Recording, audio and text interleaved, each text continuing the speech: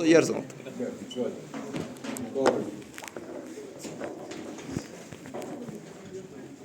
Ya, bueno. Doctor Pedro, compañeros, tengan todos ustedes muy buenas tardes.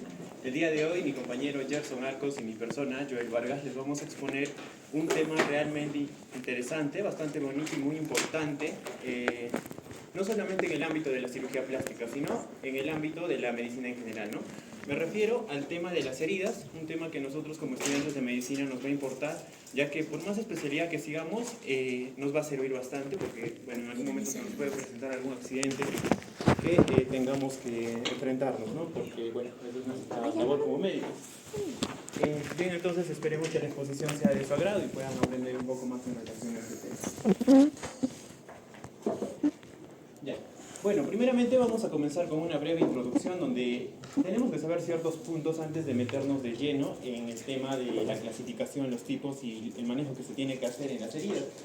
Primero tenemos que saber de que una lesión viene a ser cualquier daño que el cuerpo vaya a recibir, ¿no? El cuerpo recibe un daño producto de algún accidente que puede ser de tránsito, un accidente laboral, puede ser cortadura, mordedura, picadura, lo que sea. Y una herida es justamente ello, es un tipo de lesión que se va a caracterizar por haber una pérdida de la solución de continuidad de la piel o mucosa producida por algún agente físico o químico. No necesariamente es físico, ¿no? También hay sustancias químicas, ácidos que van a generar lesiones en la piel. También se van a incluir las cortaduras, los arañazos y las picaduras en la piel, picaduras de mosquitos, de arañas, incluso, no sé, de un alacrán, se van a considerar heridas, ¿no? Las incisiones quirúrgicas que muchos, bueno, de hecho todos lo hemos visto en el sala de operaciones, las suturas y los puntos también van a causar heridas, pero la característica de estas es que van a ser heridas producidas o provocadas, ¿no? Para realizar pues, otros procedimientos. Es importante valorar el tipo y la causa. El tipo lo voy a mencionar a continuación en las siguientes diapositivas y la causa es muy importante para nosotros de esa manera poder evaluar y saber qué manejo podría ser el más adecuado, ¿no? La localización de la herida también es muy importante, ya que no es lo mismo tratar una herida en cuero cabelludo, en el rostro o en cualquier otra parte de la piel. Y bueno, en este caso también las dimensiones, que son muy importantes. Si es de grande, mediano, pequeño tamaño, el tejido del lecho, los bordes, ya que los bordes regulares generalmente son fáciles de suturar, y aquellos que tienen bordes irregulares pues, tienen otro tipo de manejo más especial, ¿no? Puede ser, por ejemplo, por segunda intención. Ahora, la presencia de tunelizaciones, cavitaciones, porque hay objetos que ingresan profundamente en el cuerpo y es también importante saber cuál es el mejor manejo. En este caso, se tienen que hacer curaciones, ¿no? Hasta adentro. El exudado también es muy importante. Y acá justamente les he puesto una imagen donde tenemos una herida con un líquido, ¿no? Que es el exudado. Es una respuesta natural del cuerpo que va a... Bueno, en este líquido lo que viene son nutrientes, son sustancias que van a ayudar en la cicatrización, ¿no?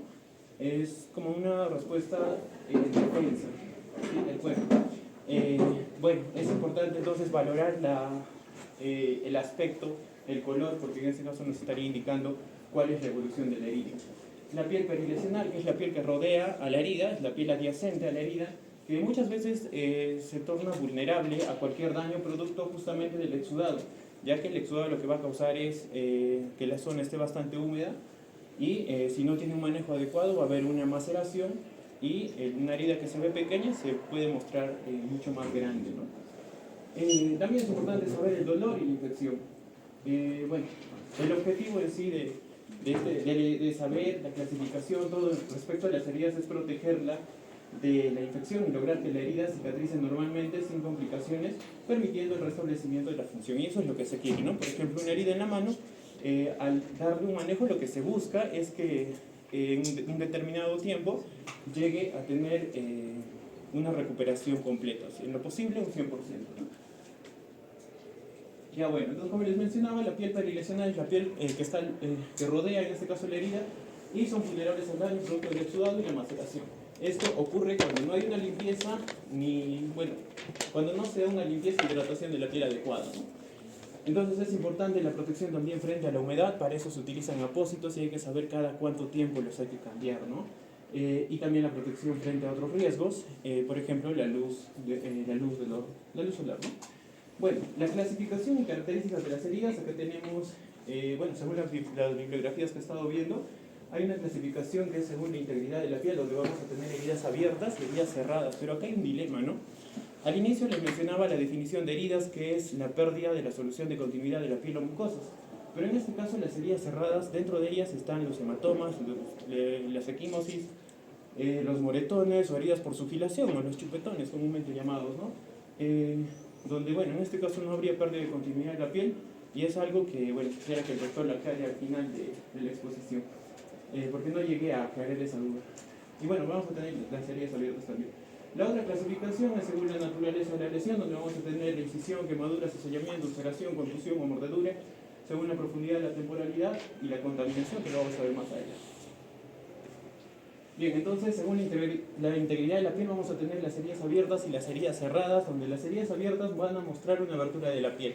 Hay una pérdida de solución de continuidad y es importante acá valorar la profundidad y la distancia que hay de borde a borde, ¿no? Ya que si no hay mucha distancia o no es muy profundo, simplemente se hace una limpieza y se deja que se cicatriza solo. Pero ya si es profundo hay que considerar los puntos de sutura, ¿no? Recordemos que los puntos de sutura también van a causar herida. Bueno, las heridas cerradas, en este caso la zona lesionada se va a encontrar debajo de la piel y no se expone al aire. Entonces, como les mencionaba, esto se va a dar generalmente por golpes o por contusiones. Y el tiempo en el que, bueno, en la mayoría de casos, estos se resuelven, ¿no? Se resuelven solas. Y según lo que he podido leer, generalmente esto se resuelve máximo en 2 semanas. Pero si toma mucho más tiempo, ya es bueno, es algo que tiene que realizar un profesional, ¿no? Porque puede haber compromiso de órgano, incluso puede haber lo que es la abrasión o la destrucción de los vasos sanguíneos, nervios en la zona. Entonces, un pequeño hematoma se puede convertir, incluso si se infecta, en un gran absceso. Eso es importante. Ahora, según la naturaleza causal, vamos a ir tocando la incisión, cizallamiento, contusión, quemaduras, mordeduras, ulceración, donde iniciamos con las heridas de tipo incisional que van a ser causados por objetos afilados, como vemos en la imagen, ¿no? Vemos una hoja de alquiler que, bueno, en este caso ha generado una herida, y esta es la forma que va a adoptar la herida, en forma de V, y afrontarla es bastante sencillo. En este caso, pues la lesión va a ser seleccionando y formando bordes limpios en la piel, los planos subyacentes, y se va a dar por presión o deslizamiento. Y como les decía, los ejemplos son navajas, cuchillos, hojas de lata, fragmentos de cristal, o lo que vemos en sala de operaciones, ¿no? Con el bisturí, al realizar las aperturas, por ejemplo, en el abdomen para hacer procedimientos en cavidad. Ya bueno, el otro tipo de heridas son las heridas por cizallamiento, que su mecanismo causal es la desaceleración. Estos son también conocidos, como heridas por presión, ¿no? De hecho, mi compañero lo va a tocar más adelante cuando se hable de úlceras de decúbito, porque los tipos de herida en este caso son úlceras, ¿no? Acá tenemos que saber que va a ser una combinación de 2 fuerzas. Vemos esta imagen donde va a haber una fuerza perpendicular, que es la fuerza de presión, y una fuerza tangencial, que es la fuerza de fricción. En combinación de estas va a ocasionar la fuerza de cizalla, ¿no? Y el ejemplo más claro está acá, en este paciente que, bueno, está sentado y que comúnmente se ven en los pacientes postrados, donde, bueno, en este caso se tiene la cama, se levanta un poco la espalda y por la misma gravedad del paciente va a generar, bueno, una fuerza de gravedad que al final el cuerpo va a querer deslizarse, ¿no? Y con la fuerza que va en contra, la fuerza de fricción, va a haber una tensión en esta parte y genera la ruptura que se conoce como la laceración. Entonces, bueno, este tipo de lesión son lesiones con bordes dentados e irregulares. Aquí vemos otro ejemplo, ¿no? Donde vemos el hueso, el músculo, el tejido adiposo y la piel, y la superficie de apoyo, que en este caso sería la camilla. El cuerpo, por el peso, por la gravedad, hace la fuerza, y la fuerza de fricción hace que acá haya una tensión y genere una laceración. Y bien, ahora las heridas por contusión, que el mecanismo causal es la presión, el aplastamiento, genera muerte celular inmediata y daño del suministro de sangre subyacente al tejido, ¿no? Se va a asociar a abulsión de los nervios y vasos sanguíneos. Por abulsión entendamos 3 palabras, ¿no? Destrucción, desprendimiento o desgarro. Y desgarro, ¿no? Bueno, eso es lo que va a pasar con los vasos sanguíneos y los nervios del lugar donde vaya a haber esta presión, el aplastamiento que va a generar esta herida por contusión. Se asocia mal pronóstico de reparación y revascularización de la herida. Pero como les mencionaba, eso depende de la intensidad del impacto con la que sea golpeado. Las quemaduras, en este caso, van a ser causadas por fuentes de calor, debido al contacto de la piel con una fuente de calor, comúnmente por fuego, por las llamas, la electricidad o objetos calientes, ¿no? Producto de ello va a haber hinchazón, ampollas, cicatrices y en los casos más severos, el shock que puede llevar a la muerte. Bueno, este es un tema que lo van a tocar otros compañeros, pero bueno, solo para mencionar, hay que saber los grados de las quemaduras, ¿no? La de primer grado que solo va a afectar la epidermis, la de segundo grado que ya llega a la dermis, puede ser superficial, puede ser profunda, dependiendo a la capa, ¿no? La capa reticular o papilar que se ve afectada. La de tercer grado ya llega a la hipodermis y la de cuarto grado, que se conoce como ya la calcinación, que llega a estructuras más profundas como el músculo y los huesos. Las heridas por mordedura, que son causadas por animales humanos, requieren cuidados más específicos, ya que estas heridas se van a considerar altamente contaminados. Como lo mencionábamos en la clase pasada, la mordedura del ser humano es más contaminante que la de un perro, por ejemplo, ¿no? Por la cantidad de microorganismos que van a estar en la boca. Estos requieren un tratamiento antibiótico específico contra la microbiota oral de la especie y van desde leves hasta graves, ¿no? Ya, bueno. La ulceración, esto se va a dar por patologías internas, que bueno, es una herida crónica, ¿no? A veces son muy dolorosas, a veces no presentan dolor, en la mayoría de casos va a haber exudado y esto impide el sueño del paciente, más que todo cuando es doloroso, ¿no? Y se van a formar el esfacelo o escaras en la zona. También vamos a tener las heridas punzopenetrantes que van a ser producidas por objetos delgados y penetrantes como destornilladores, clavos o como vemos en la imagen, ¿no? Una barra metálica. Pueden ser de diámetro pequeño, ¿no? Pero en realidad pueden llegar a muy profundo. Pueden no parecer graves, sin embargo requieren pues, un tratamiento médico. También vamos a tener la abulsión, lo que les mencionaba, las 3 Ds, desgarro, desprendimiento y destrucción. Entonces, en este caso, parte de la piel o de algún otro tejido se va a desprender total o parcialmente. Cuando es parcialmente, esto va a quedar un pedazo de piel colgando, lo que se conoce como el colgajo, ¿no?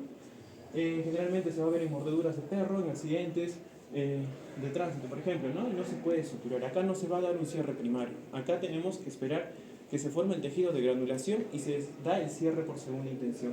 Y las heridas por amputación, que son causadas por la separación traumática de un miembro o extremidad, que en algunos casos es incompleta, ¿no? No se llega a amputar todo el miembro.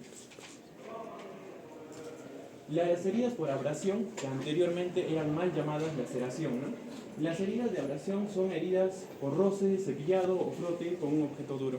Son esas heridas que seguramente muchos de nosotros hemos tenido al tener una caída o un rasmillón cuando éramos niños.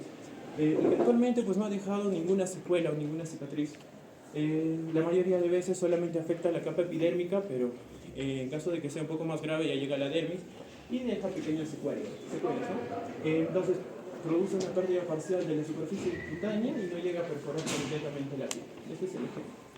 Ahora, la laceración en este caso sí va a haber son más profundas.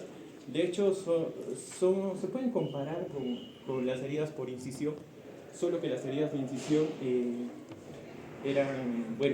tenían bordes definidos. En este caso no se va a tener bordes definidos, sino que van a ser causados por objetos sin filo, ¿no? Con una contusión bastante fuerte que va a generar esta ruptura o la laceración de la piel.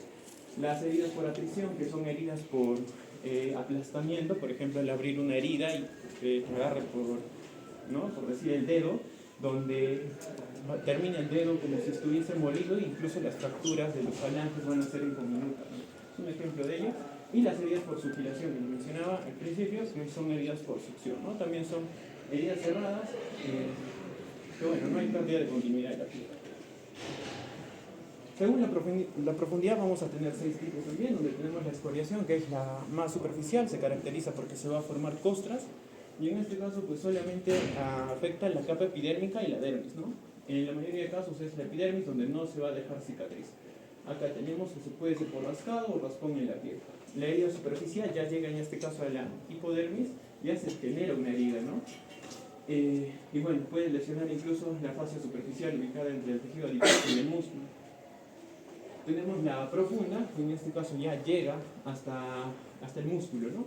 Compromete el espesor de la epidermis hasta el músculo y puede lesionar vasos sanguíneos o nervios de mayor calibre. Tienen alcance hasta la fascia profunda del revestimiento que cubre el músculo, pero no de la fascia profunda subserosa. La herida penetrante en este caso ya llega hasta la fascia profunda subserosa. Es la herida que abarca desde la epidermis hasta la fascia profunda subserosa que cubre las paredes internas musculoesqueléticas. Y bueno, ejemplos, herida penetrante abdominal, torácica o craneal, ¿no? Y es causado por un objeto puntiagudo como se ve en la imagen. Bueno, también vamos a tener la herida perforante, que en este caso ya llega a la víscera, ¿no? Llega a estructuras más profundas como vísceras y puede en este caso lesionarla o perforarla. Y por empalamiento, que son causados por objetos inciso punzantes, en donde el objeto va a quedar atrapado en el cuerpo, ¿no? En el cuerpo del paciente en este caso. Pueden o no atravesar órganos. Cuando atraviesan órganos tiene un mal pronóstico, pero cuando no se atraviesa, pues en la mayoría de casos el objeto es retirado sin complicaciones. Bueno, según la temporalidad vamos a tener las heridas agudas y las heridas crónicas, ¿no? Donde en la clase pasada mencionamos de que vamos a considerar como punto de corte las 3 semanas, aunque hay muchas bibliografías que ponen como punto de corte las 6 horas y los 5 días. Antes de las 6 horas agudas, entre 6 horas y 5 días subaguda y más de 5 días crónica, pero bueno, nosotros consideramos las 3 semanas, ¿no? Y acá vemos justamente las heridas agudas versus heridas crónicas. En realidad la herida crónica es mal llamada crónica, ¿no? Porque en medicina sabemos que, por ejemplo, las enfermedades crónicas son aquellas que muchas veces no tienen una solución o no tienen una cura. En este caso, las heridas posterior a las 3 semanas pueden resolverse por completo. Entonces, lo adecuado sería llamarlas heridas tórpidas o de evolución lenta, ¿no? Bueno, las heridas agudas se van a caracterizar por seguir un proceso de recuperación ordenado dentro de un tiempo adecuado y esperado que repara la integridad anatómica y funcional de la piel. Entonces hablamos de un orden y tiempo, ¿no? El orden es los procesos de cicatrización, que van a tomarlo más a detalle los compañeros que hablen de cicatrización. Y bueno, el tiempo, que es el tiempo en el que va a tomar para que se cumplan todos los procesos. Las heridas tórpidas, el desbridamiento, sabemos que el desbridamiento es un lavado de la herida donde se quita el tejido que ya no sirve y todo lo que puede infectar, ¿no? Esto muchas veces se da de forma natural, pero en este caso en las heridas tórpidas el desbridamiento natural se hace insuficiente y ya necesita la intervención de la mano del hombre, en este caso de un médico, ¿no?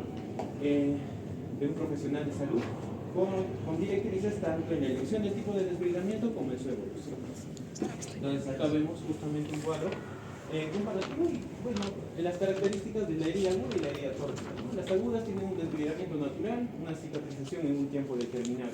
Y acá vemos el cuadro con las distintas fases, ¿no? La hemostasia, inflamación, reparación tisular y remodelación tisular, que van a ser antes de los 21 días. Pero ya las tórpidas precisan una acción externa, en este caso un profesional de la salud va a intervenir en el desbridamiento. Luego va a haber una prolongación de la fase inflamatoria, como se ve acá, ¿no? La hemostasia y la inflamación se ha prolongado hasta los 21 días y no se sabe en cuánto tiempo se va a dar la reparación tisular y la remodelación tisular, ¿no? La cicatrización va a tener un tiempo y orden indeterminado. Bueno, según el grado de contaminación, esta parte también es muy importante, donde vamos a tener los distintos tipos, ¿no? La limpia contaminada, la contaminada y la sucia. La herida limpia y la herida limpia contaminada van a ser en un ambiente quirúrgico, en un ambiente donde se tengan medidas de asepsia y antisepsia. La herida limpia son heridas superficiales, son heridas que se hacen en tejido blando, por ejemplo, donde en este caso pues, no se accede al tracto respiratorio, ni gastrointestinal, ni genitourinario, y el riesgo de infección es mínimo, un 2% nada más, ¿no? No requieren un tratamiento profiláctico, pero ustedes dirán, pero si hay 2% de probabilidad de que se infecte, y es que al utilizar nosotros un tratamiento profiláctico también tenemos un porcentaje de probabilidad de que se siga infectando. Entonces, no se va a disminuir ese porcentaje, ¿no? Bueno, entonces, los ejemplos ahí lo tienen. En la clase 2, que van a ser las heridas limpias contaminadas, en este caso también son en un ambiente quirúrgico, donde en este caso sí se van a tocar, se va a acceder intencionalmente al tracto respiratorio, gastrointestinal, genitourinario, y el contenido que este tiene se va a derramar, pero ese derrame va a ser controlado. Incluso estas estructuras que acabo de mencionar van a ser, no van a tener infección ni tampoco van a tener inflamación. Entonces, ya, pero como se tocan estas estructuras, el riesgo de infección es mayor, ¿no? De 5 a un 15%, y en este caso sí recibe una profilaxis antibiótica, ya que es un porcentaje elevado. Dentro de los ejemplos, histerectomía, colectomía, lorectomía pulmonar, por ejemplo, ¿no? En la clase 3 tenemos la herida contaminada, donde en este caso puede ser dentro de sala de operaciones o puede ser fuera.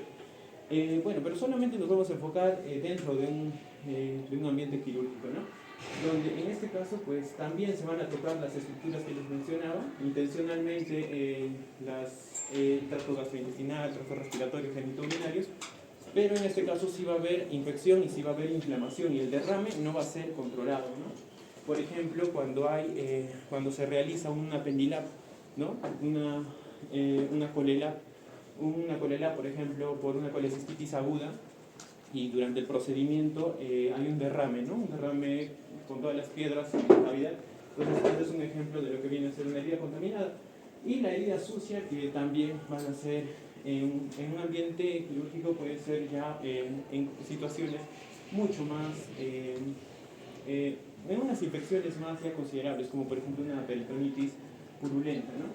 Ahora, si es que no es dentro de un ámbito quirúrgico o dentro de una sala de operaciones, en este caso, pues como no hay una medida, por ejemplo, de asepsia, antisepsia, por más herida chiquita que sea, se considera mínimamente contaminada, entre contaminada y sucia. Y ya la clasificación de esta se va a dar debido al tiempo que pase y a la manipulación, ¿no?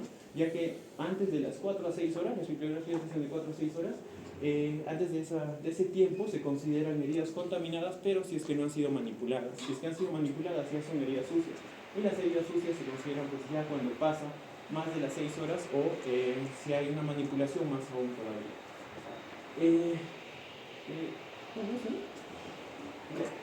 Bueno, vamos a tener los cierres por primera intención, por segunda intención, por tercera intención. Los cierres por primera intención van a ser, bueno, son fáciles de afrontar mediante sutura, grapas, telas adhesivas u otros. Esto lo vemos en emergencia cuando viene un paciente con un corte donde no hay infección, no hay, por ejemplo, algún objeto extraño, ¿no?, en la herida. Entonces, simplemente se hace una sutura. Por segunda intención, en este caso ya son heridas más grandes donde no se puede suturar. Lo que se hace es, se va a producir una cicatrización espontánea. Solamente hay que limpiar la herida y dejar un determinado tiempo que éste empiece a granular y los mismos procesos biológicos van a generar una contracción que eso va a reutilizar, ¿no? Por tercera intención es una combinación de ambas, donde ya es una herida mucho más grande. En este caso hay que hacer la limpieza cada cierto tiempo y esperar que se forme el tejido de granulación y posteriormente podría suturar, ¿no? Consideramos la sutura, entonces acá se le llamaría de tercera intención una sutura diferida. Y bueno, hay otra por cuarta intención que no la puse acá, pero es ya cuando consideramos los injertos de piel, ¿no?, los colgados en este caso. Bien, y los factores que afectan en la cicatrización de la herida quirúrgica, acá tenemos factores locales, factores generales. Por ejemplo, un buen suministro sanguíneo favorece una cicatrización. La afectación neurológica, esto en el peso perjudica la cicatrización, las zonas irradiadas que tardan más en cicatrizar, el estrés mecánico también interfiere. Las técnicas quirúrgicas también tienen mucho que ver, ¿no? Y dentro de las generales, la edad, mientras más joven, cicatriza mejor. Un estado de anemia, en un paciente anémico va a tener más dificultad para cicatrizar. El uso de antiinflamatorios, no solamente antiinflamatorios, sino inmunosupresores también retrasan el proceso de cicatrización. Pacientes con diabetes, ¿no?, infecciones sistémicas, una malnutrición, el trauma o la hipoxia también interfieren en una adecuada cicatrización. El mismo tabaquismo, ¿no?, que cuando en este caso una persona fuma bastante, tiene una menor oxigenación en los tejidos y eso también dificulta una cicatrización. Bien, los factores para una buena evolución de la herida es, bueno, considerar los anteriores que he mencionado, y en este caso hay que aumentar la ingesta de alimentos ricos en proteínas, vitaminas A y C, los sales minerales como el zinc, el calcio, el cobre, el hierro, que son esenciales para la síntesis del ADN y la división celular, ¿no? Bueno, ahora le voy a dar el paso a mi compañero para que pueda continuar.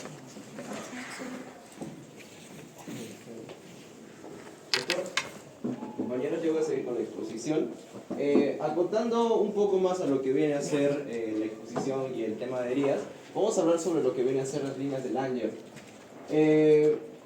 Bueno, ya se expuso este tema cuando nosotros hablamos sobre lo que viene a ser, cuando tocamos el tema y avanzamos el curso de dermatología, ¿no? lo que en sí nos da a explicar estas líneas es de que van a existir múltiples trabajos, ¿no?, que han demostrado que las incisiones realizadas siguiendo a favor de lo que vienen a ser estas líneas de Langer van a mejorar lo que viene a ser el resultado cosmético. Enfocándonos más que todo a lo que viene a ser cirugía plástica, al menos dando alusión a lo que viene a ser heridas en rostro, ¿no?, donde lo que se quiere es que quede bonito, ¿no?, y que no hay una cicatrización fea, ¿no? Eso como dato adicional cuando hablamos de lo que viene a ser las líneas de Langer. Ya, ahora sí, entramos a lo que vienen a ser las heridas crónicas, hablando de las úlceras, ¿no? La ulceración se va a dar por diferentes causas, motivos, razones, circunstancias. Vamos a tener las úlceras por presión, de las que vamos a hablar en esta exposición, pero adicional a estas vamos a recalcar el hecho de que existen úlceras vasculares, ¿no?, y las úlceras neuropáticas. Las úlceras neuropáticas las vamos a relacionar con enfermedades crónicas. Por ejemplo, el pie diabético, ¿no?, que ya lo vimos cuando avanzamos en endocrinología, y del que vamos a reservar un apartado para hablar sobre las ulceraciones, ¿no? Y también vamos a hablar sobre, también existen lo que vienen a ser las úlceras neoplásicas. Ahora sí, enfocándonos más en lo que viene a ser nuestro tema, vamos a hablar sobre las heridas de pie diabético, ¿no? No vamos a tocar lo que viene a ser la fisiopatología de lo que viene a ser la neuropatía diabética y la mala circulación del pie, pero recordar que, ¿no?, cuando se habla sobre diabetes y una diabetes mal controlada, vamos a hablar sobre la neuropatía diabética. La neuropatía diabética en sí pues va a afectar tres tipos de nervios, ¿no?, los sensitivos, los motores y los autonómicos. Y la afectación de estos tres nervios, ¿no?, en sí van a promover la ulceración de lo que vienen a ser las zonas distales, en este caso hablando del pie, ¿no? Hablamos en endocrinología el hecho de que es muy peligroso de que en una neuropatía diabética nuestro paciente no sienta el pie, ¿no? ¿Por qué? Al no sentirlo, pues este va a adoptar conductas, por ejemplo, la mayor presión en el zapato, el hecho de ponerse, digamos, calzados y, digamos, al caminar no sentir la fricción que está generando el mismo calzado con el pie, y lo que va a generar al desarrollo de las heridas. Y una herida, ¿no?, que sigue con este estrés, ¿no?, una herida que no se llega a cerrar, pues llega a ulcerarse, ¿no? Al igual cuando hablamos sobre la mala circulación del pie, ¿no?, cuando se genera, por ejemplo, una isquemia en ciertas arterias que irrigan ciertas zonas del pie, al haber la oclusión de una de estas arterias, pues se genera la mala irrigación, por ende la isquemia, y llegamos a la necrosis. Esto como aspectos muy importantes de lo que viene a ser en sí, pues la fisiopatología de lo que viene a ser el pie diabético. Acotando esto, los síntomas más habituales: hormigueos, ausencia de sensibilidad, que es lo que nos va a preocupar bastante, y la aparición de úlceras en la piel del pie. Acotar a esto de que cuando hay una neuropatía motora, ¿no?, el mismo pie va a tener o va a generar deformidades en él. Ya nosotros sabemos, por ejemplo, los dedos en garra que se genera, y estas, por así decirlo, deformaciones en el pie generan puntos de fricción, ¿no?, que el paciente, al no sentirlas, pues va a recurrir a seguir con sus actividades diarias, y si no siente las heridas, se generan las úlceras, ¿no? Vamos a tener la siguiente clasificación, que es la clasificación de Wagner, ¿no?, que ya nosotros también lo hablamos en endocrinología. Grado 0 se refiere a un pie de riesgo, ¿no?, piel intacta. Con pie de riesgo se refiere a ciertas características que va a adoptar el pie, no necesariamente dentro de esta clasificación, pero en un grado 0 ya podemos encontrar lo que vienen a ser los dedos en garra, la resequedad, los callos en el pie, ¿no?, que se generan cuando hay una afectación, al menos la resequedad, cuando hay una afectación en lo que vienen a ser los nervios autónomos de lo que viene a ser el sistema nervioso, ¿no? Ahora, de grado 1 vamos a encontrar una úlcera superficial, ¿no?, una úlcera superficial que afecta en sí el tejido celular subcutáneo. En el grado 2, una úlcera profunda que afecta tendón y o cápsulas. En el grado 3, una úlcera profunda que afecta hueso. En este caso, el grado 2 y el grado 3 los vamos a diferenciar por el hecho de la presencia de la osteomielitis, que lo voy a tocar más adelante. El grado 4 ya va a ser una gangrena que va a afectar ciertas zonas, no necesariamente los dedos, ¿no?, sino ciertas zonas de lo que viene a ser la planta del pie. Y el grado 5 ya es una gangrena que afecta todo el pie, pues todo el pie. Esta es la clasificación, pero ya más detallada, ¿no? No la vamos a tocar, pero ya va a quedar ahí como para que lean. Otra clasificación que tocamos es la escala de Texas, que también lo tocamos en endocrinología, y esta, según mi humilde opinión, tiende a ser como que más exacta, o tiende a ejemplificar mejor lo que viene a ser la herida, ya que pues lo va a dividir en grado 0, 1, grado 2 y 3, dependiendo de la profundidad que tiene que tiene la herida, y grado A, B, C y D, ¿no? Grado A, en donde vamos a tener una herida que no tenga infección ni isquemia; el grado B, una herida con infección sin isquemia; el grado C, una herida con isquemia sin infección; o el grado D, que es una herida ya, bueno, una úlcera, por así decirlo, con infección e isquemia. Lo que nos va a preocupar más acá en lo que viene a ser el pie diabético, el desarrollo del pie diabético, es la infección. También ya lo vimos en endocrinología, el hecho de que una infección mal controlada puede llegar a descompensar a nuestro paciente. Entonces, por eso es que pues, llega a ser muy importante que cuando el pie tenga una infección, nosotros debemos realizar el desbridamiento, ¿no? Nosotros tenemos que limpiar la zona necrótica y así mantener a nuestro pie intacto. No es cierto de que el paciente con pie diabético siempre va a generar necrosis en el pie, y las heridas van a estar abiertas, ¿no? Las heridas en lo que viene a ser el pie diabético se cierran, ¿no? Y lo que nosotros buscamos es que no se llegue a necrosar simplemente. Ya.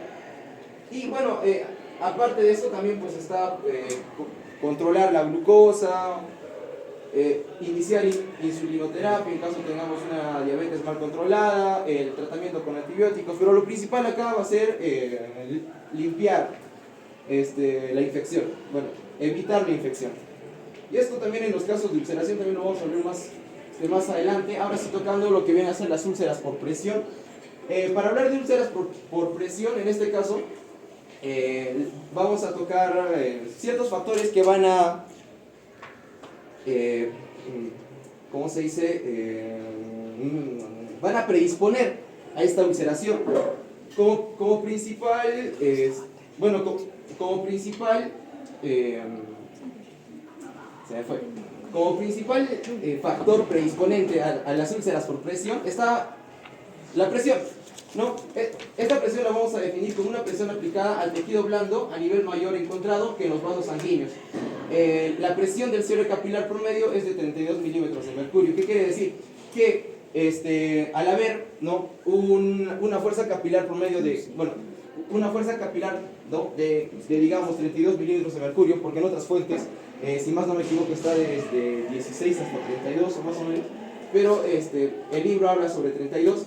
Cuando hay una fuerza, ¿no?, mayor a esta presión capilar, es en donde se va a generar la disminución de administración de lo que viene a ser la sangre a ciertas zonas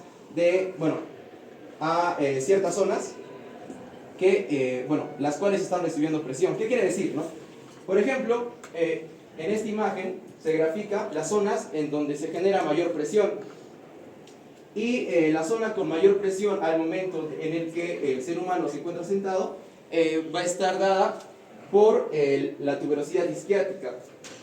Es esto, ¿no? Entonces, cuando nosotros nos sentamos, se genera una mayor presión en esta zona, de aproximadamente 100 milímetros de mercurio. Esto, ahora, con respecto a lo que viene a ser la fricción, ¿no?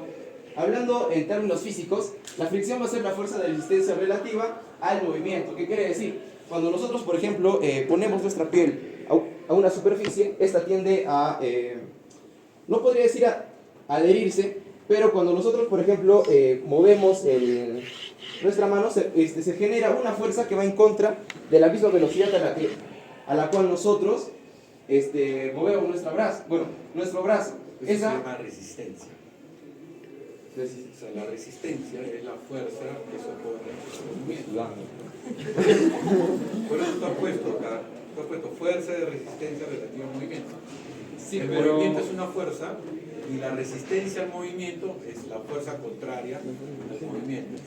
Entonces, por eso está bien dicho, Ajá. pero no lo estás explicando bien. Ah, sí, perdón. ¿Ya? Pero está bien dicho, es la resistencia y esa Ah, resistencia ahí. ocasiona la lesión. Ah, ya.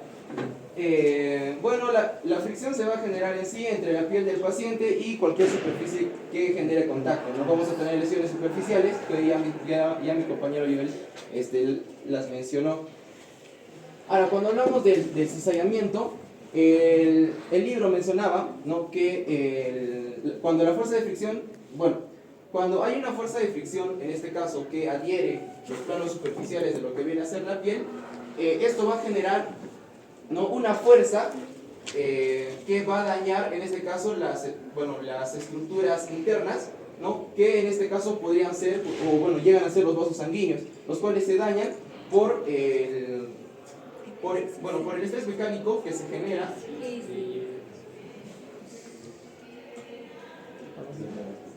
¿Qué es esto? Ya. Daño de vasos sanguíneos por el mismo estrés, ¿no? Por ejemplo, tenemos el arrastre de pacientes en cama o el impulso que estos pacientes tienen cuando están postrados por mucho tiempo.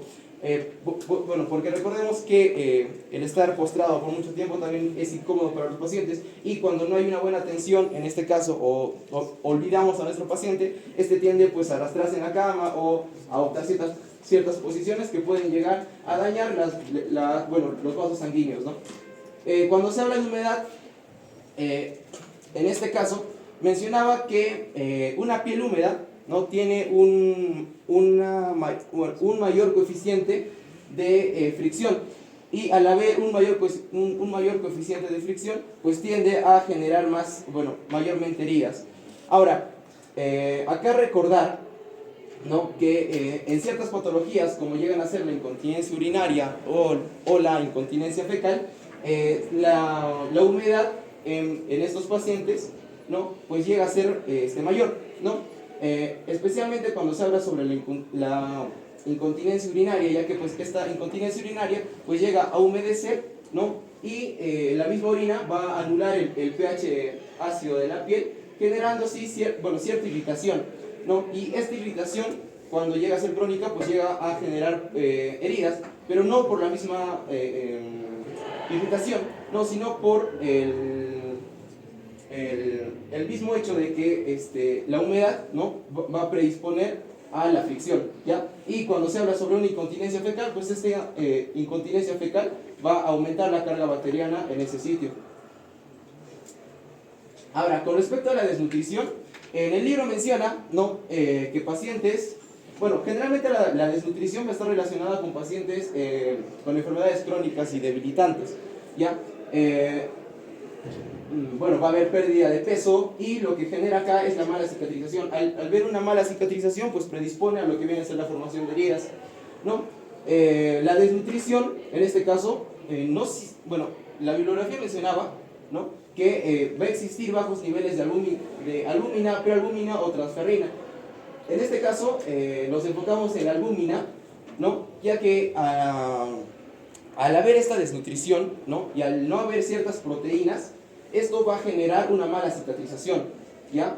Y ahora, también hay una cuestión, ¿no? Si hay una relación entre la desnutrición y las úlceras por presión. Generalmente, pacientes delgados, ¿no?, porque las úlceras de presión, recordemos, que se van a generar en zonas que, bueno, en donde la piel va a estar más pegada al hueso, ¿ya? Sin embargo, en pacientes con desnutrición, podría llegar a ser un gran predisponente de las úlceras de presión. Sin embargo, se relaciona más con el hecho de que de que al nuestro paciente ser o tener menos nutrientes, no tienda a tener un buen cerrado de lo que vienen a ser las heridas. Ahora, con respecto a la lesión neurológica, en este caso se habla sobre pacientes con una lesión medular.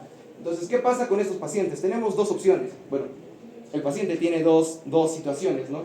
O bien el paciente pierde la sensibilidad, ¿no? Entonces, al perder la sensibilidad, el cuerpo en sí no tiene el reflejo, ¿no?, de, digamos, cambiarse de posición, y se genera una posición,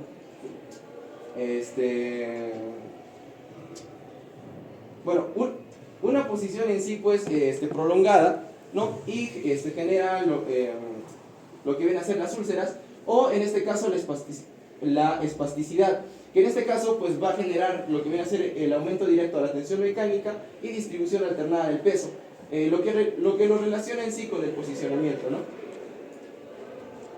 Ahora, con respecto a las heridas de úlceras por presión, en este caso se habla sobre la clasificación NPU-AP, ¿no? En donde vamos a tener 4 etapas. Estas son las etapas que se muestran en el libro, sin embargo, vamos a ver otras, bueno, que está mejor explicada, por así decirlo, ¿no? En donde en la etapa 1 vamos a tener una piel intacta, ¿no? Con enrojecimiento en las zonas, en los alrededores de lo que viene a ser la herida, y pues no va a haber, no va a haber palidez. En la etapa 2 ya encontramos, ¿no? Pérdida parcial de lo que viene a ser la dermis, ¿no? Vamos a encontrar úlceras abiertas, ¿no? Y estas llegan a ser superficiales, ¿no? En la etapa 3, en este caso, ya va a haber una pérdida del espesor de lo que viene a ser la dermis, y nosotros vamos a poder visualizar lo que viene a ser el tejido celular subcutáneo. Y en la etapa 4, que esta ya es, bueno, una etapa más avanzada en sí, ¿no? Acá ya vamos a ver una pérdida total de lo que viene a ser el espesor de todas las capas, de lo que viene a ser la piel, ¿no? Y lo que lo va a diferenciar de la etapa 3 y de la etapa 4 va a ser la visualización de que puede ser tendones, ¿no? Músculo y el hueso. Ya, ahora esta es una imagen extraída en donde pues, se puede ver más a detalle ciertas características que va a poseer cada categoría. Recordar acá, ¿no? un cierto alcance que da el libro es sobre la osteomelitis, también que les mencioné en lo que viene a ser el pie diabético. La osteomelitis mencionaba que generalmente va a aparecer en úlceras de categoría 4 y también pueden aparecer en úlceras de categoría 3. Esta osteomelitis, ¿qué significa? ¿No? Llega a ser la inflamación del hueso a causa de lo que viene a ser una infección, ¿ya? Entonces, mencionaba la bibliografía, el hecho de que al presentarse úlceras con osteomelitis, ¿no? Va a ser más tardada la recuperación de lo que vienen a ser nuestros pacientes. Y por ende también mencionaba la importancia de su diagnóstico mediante lo que viene a ser la toma de biopsias. En traumatología, con los chicos que rotamos, también mencionaba el uso de otras técnicas, como puede ser los rayos X, pero los rayos X pues llegan a ser, no llegan a tener una sensibilidad muy notable, porque esta osteomelitis ya va a aparecer a partir del 10º día, ¿ya? Eso como dato importante. Además en el libro solo mencionaba un apartado de ello. Ahora, el protocolo para manejo de lo que viene a ser la ulceración vamos a tener cuando nosotros tengamos una úlcera por presión de grado 4, lo que principalmente nosotros debemos priorizar es el cuidado agresivo de la herida y la óptima nutrición. Nosotros no tenemos que hacer en sí tenemos que evitar que nuestra herida se necrose, ¿no?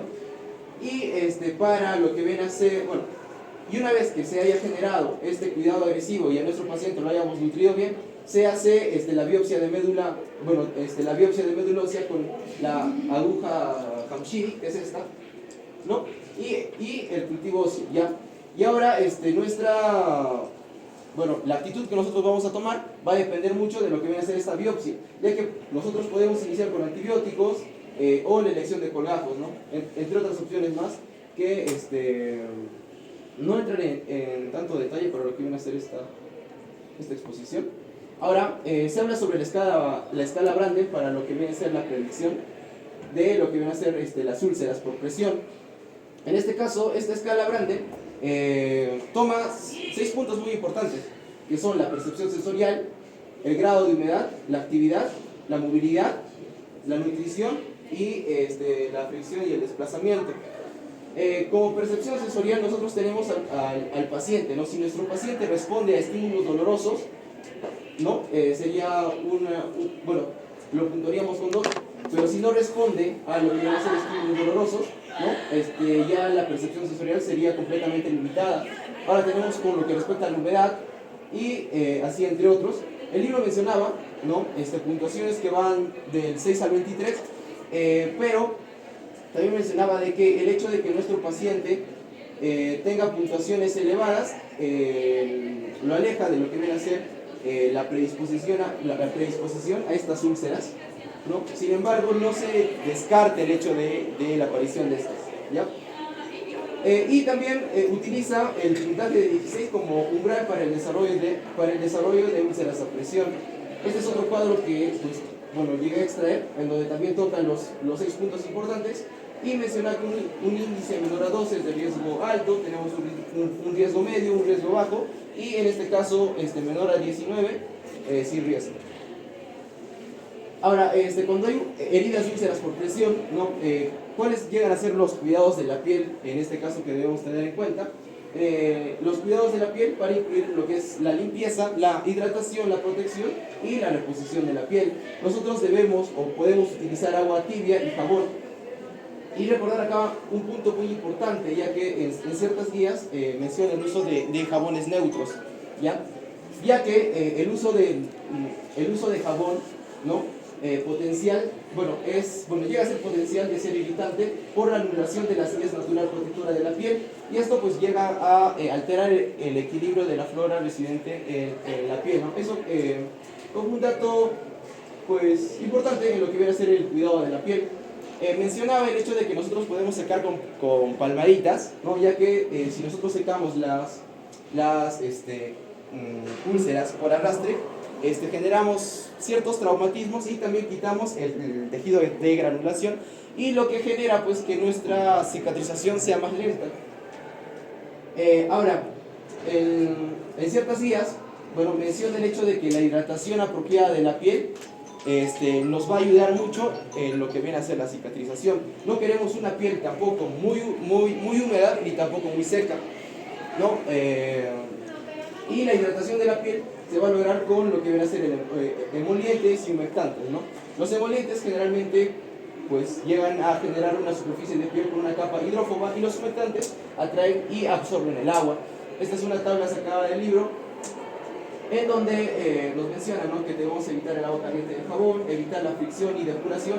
Lo que en sí queremos en las úlceras de presión es pues liberar la descarga, ¿no? Si nosotros tenemos presión que se genera en esta úlcera, nosotros debemos sacar o evitar que se siga generando este estrés en lo que viene a ser la piel y por ende se siga agrandando la úlcera, ¿no? Tenemos los humectantes, los emolientes y los oclusivos. Ya les hablé de los humectantes, los emolientes, y ahora sobre los oclusivos. En este caso se asientan sobre la piel y crean una barrera para evitar la pérdida transepidérmica de agua. Esos son algunos ejemplos.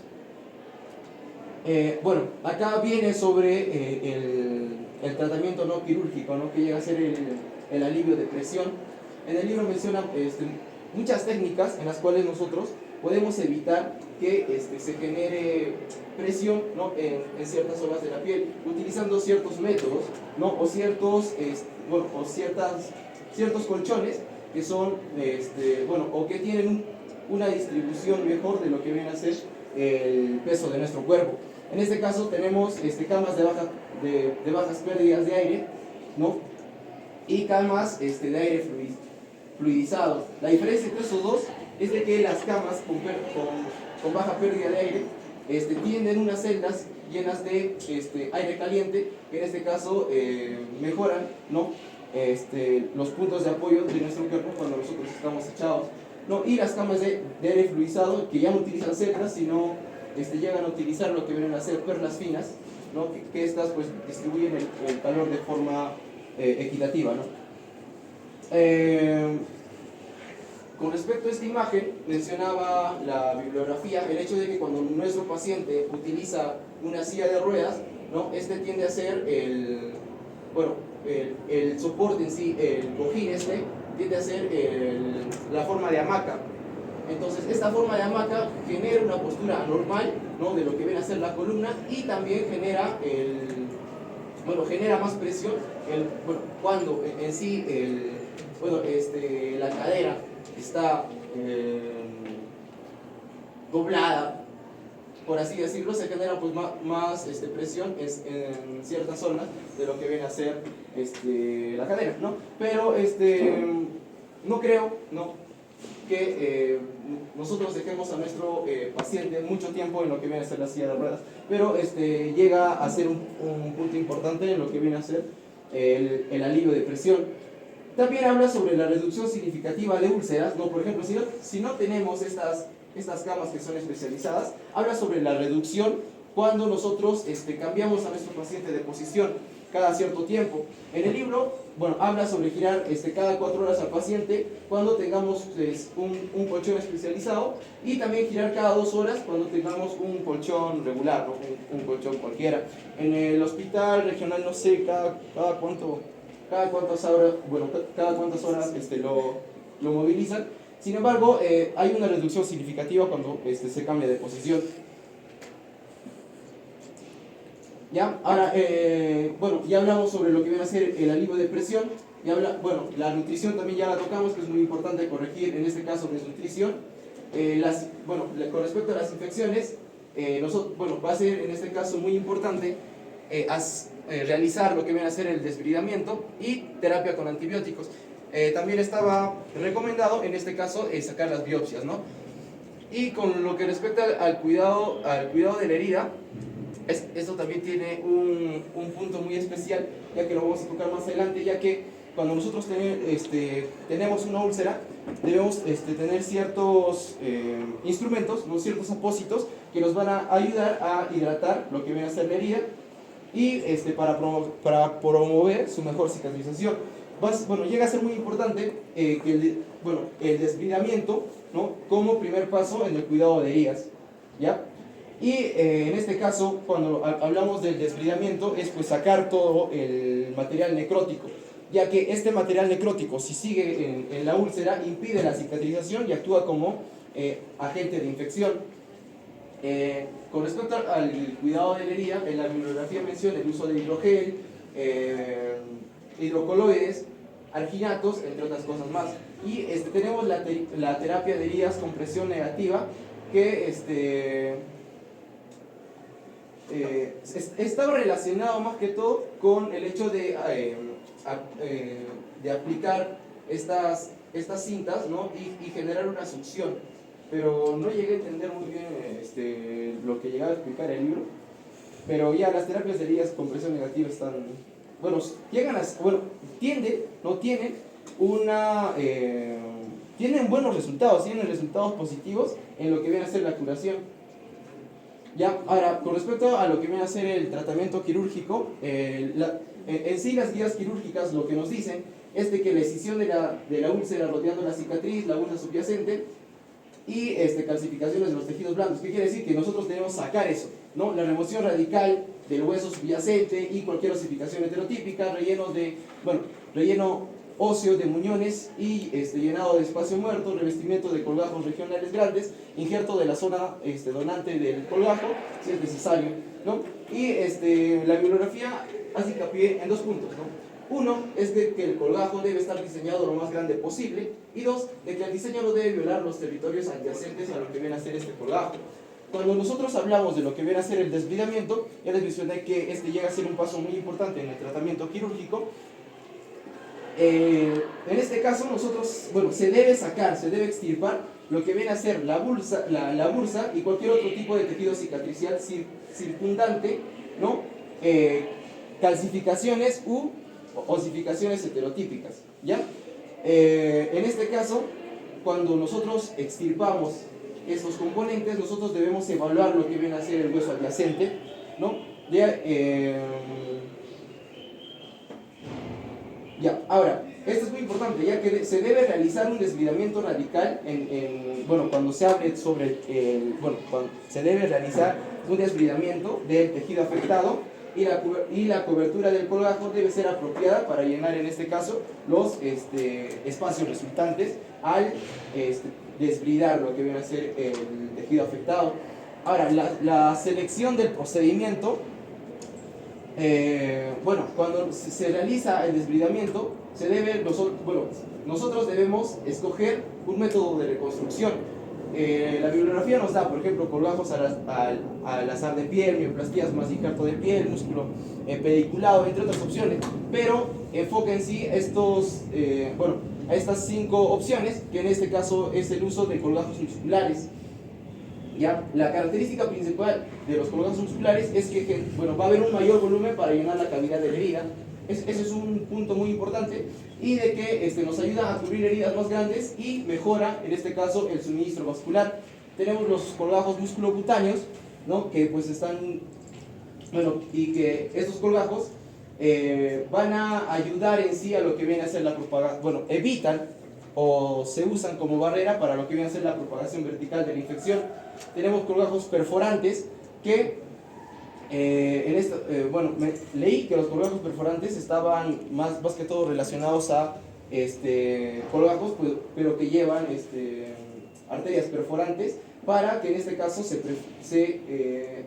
haya una preservación en sí de lo que viene a ser el músculo en los pacientes. Ya tenemos colgajos libres y la expansión tisular. Con respecto a los colgajos libres, menciona la bibliografía el hecho de que este tejido es separado completamente de la zona donante, se secciona el pedículo y es transferido a otra zona distante del cuerpo a la que se unirá mediante anastomosis. Y con respecto a la expansión tisular, esta expansión tisular estaba más que todo relacionada con pacientes con una lesión medular. Avance de piel sensible para conocer la presión y prevención de lo que vienen a ser las úlceras futuras, y permite la reparación del defecto mediante lo que viene a ser la dilatación progresiva de la piel, ¿no? Esta expansión tisular está más relacionada que todo con el uso de injertos, si más no me equivoco. Ahora, la reconstrucción por el sitio anatómico, en este caso, la bibliografía nos muestra lo que viene a ser el colgajo musculocutáneo del glúteo derecho, que se aprecia en esta forma, el colgajo musculocutáneo de avance en VIE del isquiotibial posterior derecho, que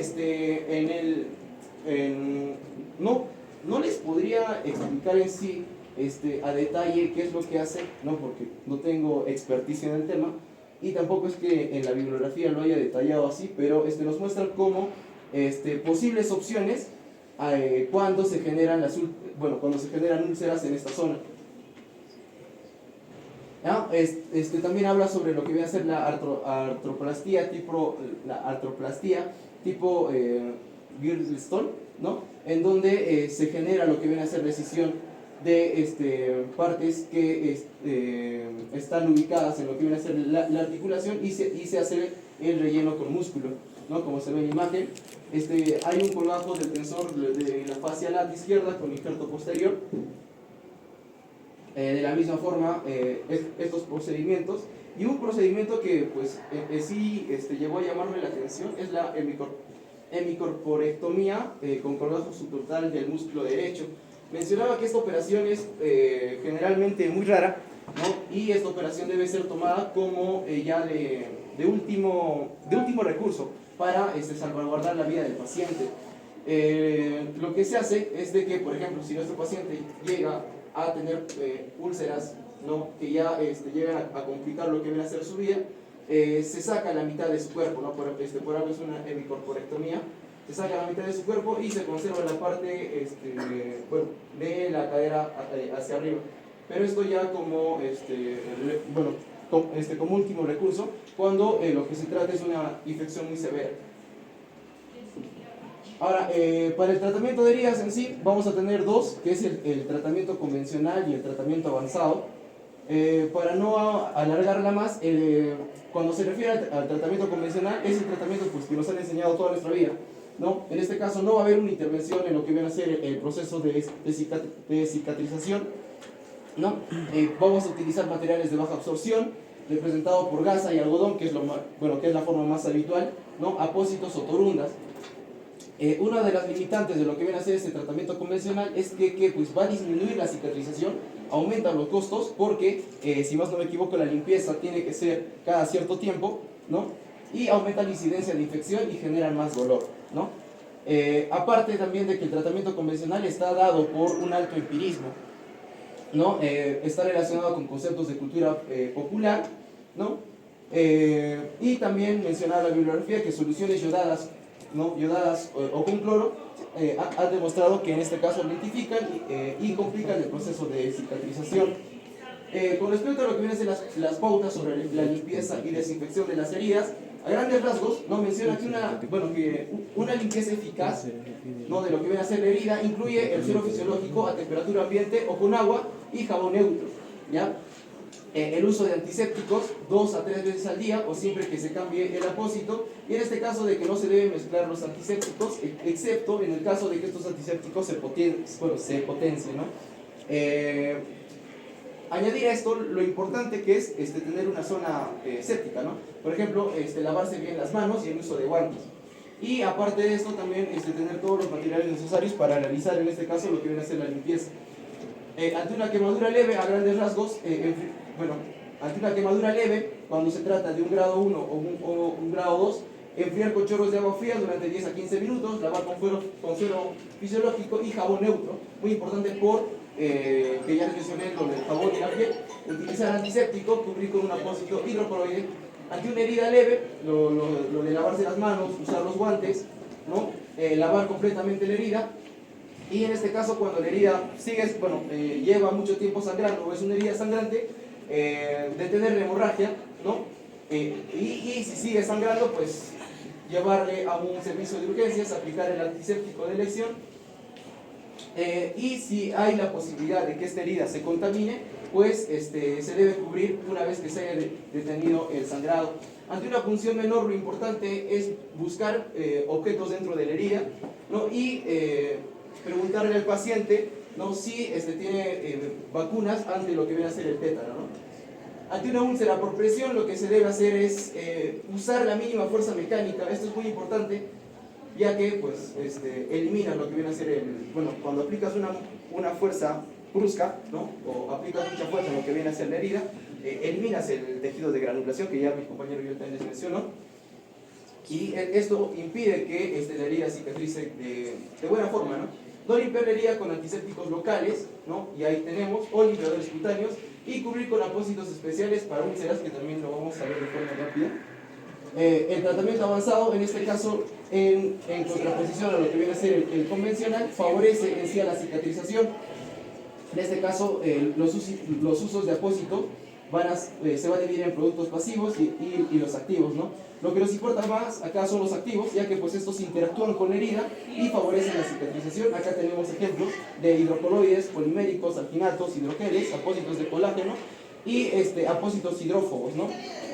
Lo que se hace aquí en sí es pues, limpiar la herida, pero no de forma arrastrada, sino en pequeños puntos, se podría decir así, ¿no? Utilizar lo que viene a ser el apósito, llegar a poner el apósito, ¿no? Y mencionaba el hecho de que el uso del vendaje no estaba del todo validado, ¿no? Pero sin embargo considero que sí, ya que en el caso pues, en nuestra sociedad misma, cuando tenemos a un paciente de que no es o no tiene una buena higiene de la piel, sería mejor en este caso evitar el contacto directo.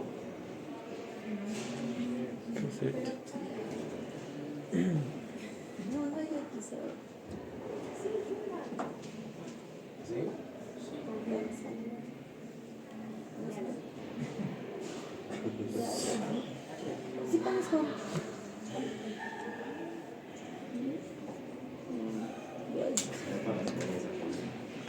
No.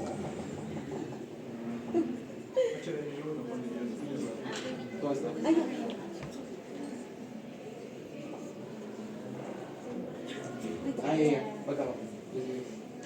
Ya, los antisépticos, alcohol, clorexidina, yodo, povidona, peróxido de hidrógeno, mercurocromo, y los apósitos que en este caso se llegan a utilizar, los alginatos, hidrocoloides, hidrogeles,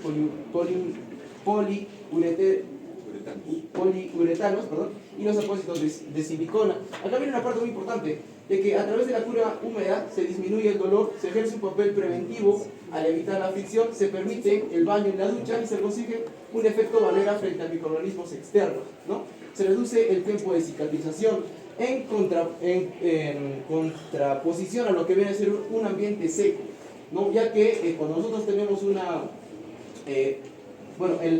ambiente seco en lo que viene a ser la curación de heridas, ya que este ambiente seco en sí provoca que las células epidérmicas tiendan a desplazarse hacia el interior de la herida, con lo que retrasa su cicatrización. Ya, y eso sería todo.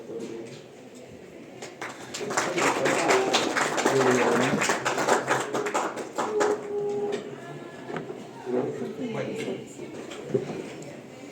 está bien, no han hablado bastante.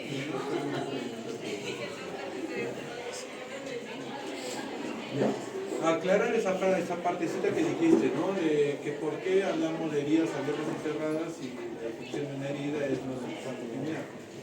No hablamos de heridas abiertas y heridas cerradas, hablamos lesiones de la piel abiertas y cerradas. Debemos diferenciar lesión versus herida. ¿Ya? Las lesiones no necesariamente pueden ser heridas, como has mencionado. Entonces, lesiones de la piel abiertas o cerradas. Las abiertas son heridas.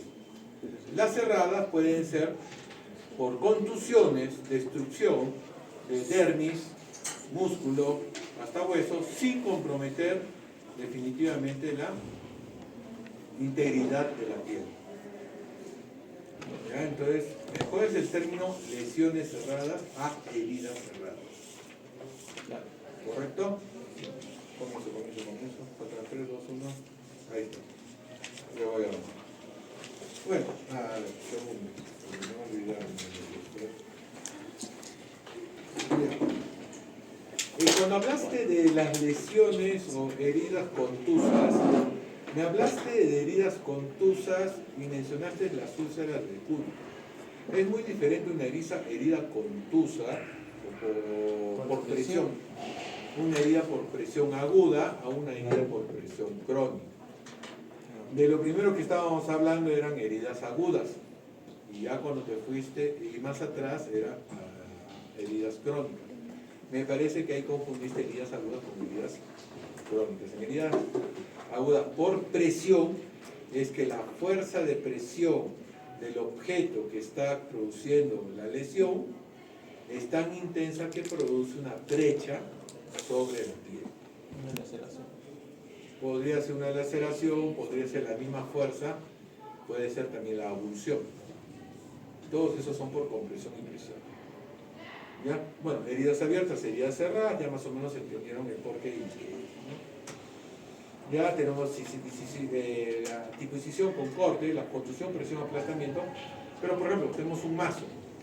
O imagínense esto, meten su mano sobre un rodillo para el pan, para crear láminas de pan. Meten su mano y que hay una presión muy intensa. Esa presión es tan intensa que produce ya quiebre de la piel y heridas, ¿ya? Más conocidos como atricción. ¿Ya? Bueno, las quemaduras por fuente de calor, pero acuérdense que las quemaduras también pueden ser químicas, también pueden ser eléctricas, ¿ya? No solo por fuente de calor, sino también por químicos y también por electricidad. Mordedura de animales o de humanos, las más peligrosas ¿cuáles son? Las de humanos, ¿no? Y las ulceraciones, ahí hablamos ya de ulceraciones crónicas, ¿no? Ya por patologías de otro tipo, que puede ser, uno, por las úlceras de presión, origen vascular, generalmente por, ¿cómo se llama esto? Úlceras varicosas, o también se forman úlceras por pequeños puntos de necrosis arterial. Por microtrombos se pueden formar pequeñas úlceras que son de larga data de reparación. Entonces tenemos las vasculares, tenemos las por depresión y también tenemos las úlceras por cáncer, ¿ya? Que son también tipos de úlceras crónicas. ¿Correcto? Bueno, incisión, cizallamiento, desaceleración, contusión, más o menos han entendido cuál es el detalle. En las úlceras del cizallamiento es por una desaceleración. Imagínense, son 1, 2, 3, 4. Las capas están así de la piel o del cuerpo, ¿no? Entonces, por un movimiento fuerte, en la zona que está apoyada se mantiene una resistencia que se opone al movimiento. Pero llega un momento que por la altura, estos sí se movilizan. Esto no se moviliza y esto sí se moviliza. Y sería el cizallamiento. ¿Ya? Por eso cuando el compañero hablaba, después habló de resistencia, entonces la resistencia me da lo que se opone al movimiento. Y cuando los dos tienen igual equilibrio, puede producirse ya el cizallamiento. Y ruptura, no a nivel de abajo, sino a nivel medio. Si se dan cuenta, esta superficie, acá está, la superficie no se mueve mucho, pero la parte medial sí se ha movido y se produce el cizallamiento.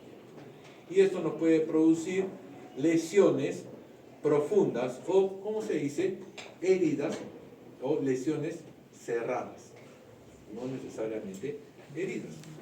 Uno de los típicos clásicos cizallamientos es el latigazo cervical. El movimiento en que uno está así, viene una fuerza de freno, esta es la velocidad, freno agudo o brusco, y toda la cabeza se te va para adelante, pero esto no se te mueve. Todo esto se te mueve, no se te mueve esto, se te va para adelante y se produce a nivel de la columna y médula un movimiento y cizallamiento. ¿Correcto? Ya contusión aplastamiento, realmente esta imagen sí, una contusión por aplastamiento, pero esta no. Esto ya es una úlcera crónica. Ya, la culpa la tiene el libro. Ok. Pero bueno, en quemaduras, grado 1, grado 2, grado 3, no profundizo mucho esto porque va a haber un tema específico de quemaduras, ¿correcto? Ya tenemos las ulceraciones y ya tenemos lesiones crónicas. Esta puede ser una lesión crónica por un problema vascular o una microangiopatía arterial en que se forma esta herida crónica sin tener en cuenta que alrededor no hay nada. También esta ulceración crónica puede ser, ¿se acuerdan en la clase anterior cuando vimos una escara por contusión con formación de hematoma? ¿Ya? Saca la escara y encuentra una ulceración. ¿Ya? Pero ya son patologías crónicas generalmente. Y bueno, por las punzopenetrantes o las heridas penetrantes, generalmente hablamos de penetración, o punzopenetrantes son cuando conectan una cavidad con otra cavidad. Acá, bueno, la cavidad externa es el medio ambiente y la otra cavidad puede ser abdomen, puede ser tórax, puede ser vejiga o otro órgano hueco, ¿no? O hasta cerebro, ¿no? Punzopenetrante. Ya, la abulsión, generalmente la abulsión son heridas que generalmente son accidentes y se da por fricción sobre superficies que ha friccionado y produce un gran daño o una gran superficie. Entonces estas no se pueden suturar, sí, parcialmente, dependiendo de localización y zona. Por ejemplo, si esta es una abulsión en una zona donde hay bastante flexibilidad de tejidos, sacamos todo este tejido dañado, hacemos una decolación desde aquí más o menos a al doble de distancia del tamaño de la abulsión, y el tejido no cede y se cierra. No sé, algunos de sus compañeros vieron a un paciente que le cerramos, bueno, ya vieron la sutura en piel cabelluda por una zona de necrosis de piel. Entonces, en lo que son colajos de avance, en los cuales decolamos la piel y avanzamos la piel para poder cerrarlo. ¿Cómo le explico esto? Por ejemplo, mi mano es la herida, ¿correcto? Entonces quiero cerrar esta herida, pero si mi piel está pegada acá a todas las estructuras profundas, trato de jalar y no se mueve. Pero si yo hago esta liberación y decolación de tejidos, puedo avanzar y tratar de cerrarlo. Por un lado, por otro lado, entonces logro hacer un adecuado cierre de una herida, que generalmente estas de abulsión son las más fastidiosas que hay. Ya, las amputaciones, bueno, ya vimos con sus compañeros del anterior, ¿Qué es lo que necesita? ¿Cuáles son las características que se deben de guardar para poder hacer un reimplante de un miembro? Menos de 6 horas. Que esté conservado en temperatura. ¿Cómo se conserva?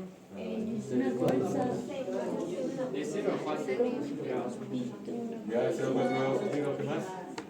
En bolsa cerrada, Sin contacto directo. en hielo, sin contacto directo con el hielo, envuelta en una gasa, generalmente húmeda nada más, ¿no? ¿Qué es lo que pasa si pasa más de 6 horas? ¿Qué puede suceder? Uno de los de la parte necrótica.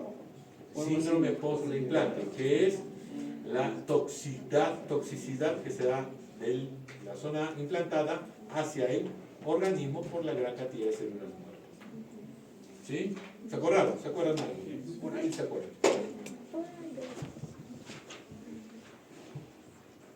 Ya. Bueno, por abrasión del rasmillón, ¿no? ¿Cómo se cicatriza? Esto bajo por segunda intención, generalmente. Todos los rasmillones, las abrasiones por segunda intención. ¿Por qué por segunda intención? Porque es cicatrización espontánea. Repitalización espontánea. La laceración, no entiendo si es laceración, no me parece laceración, pero me parece un corte. Pero muchas veces cuando uno se cae, se lacera y justo hay una pequeña superficie que hace un impedimento para que siga corriendo la piel y se convierte como un cuchillo. Todo lo demás avanza y ese segmentito se queda ahí y es donde se produce la herida. ¿Ya? Como un cizallamiento. ¿Ya? Esto es más una atricción, una abulsión.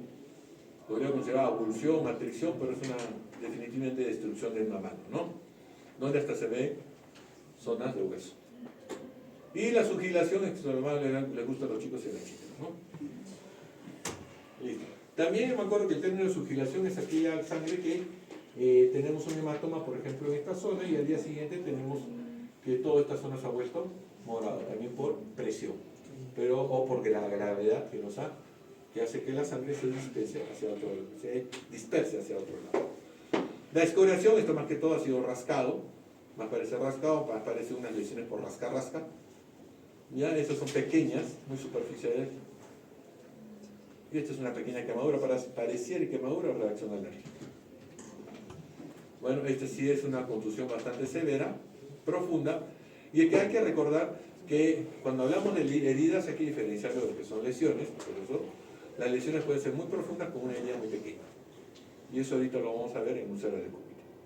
Pero bueno, acá es profunda porque vemos que el daño es profundo en tejidos a pesar de que la lesión del corte no es tan terrible.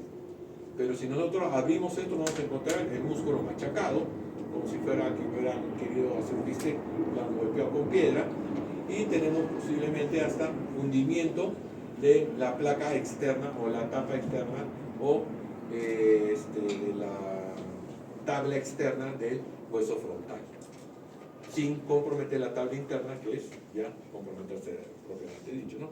Estas son lesiones ya más profundas donde se ve ya tejido posiblemente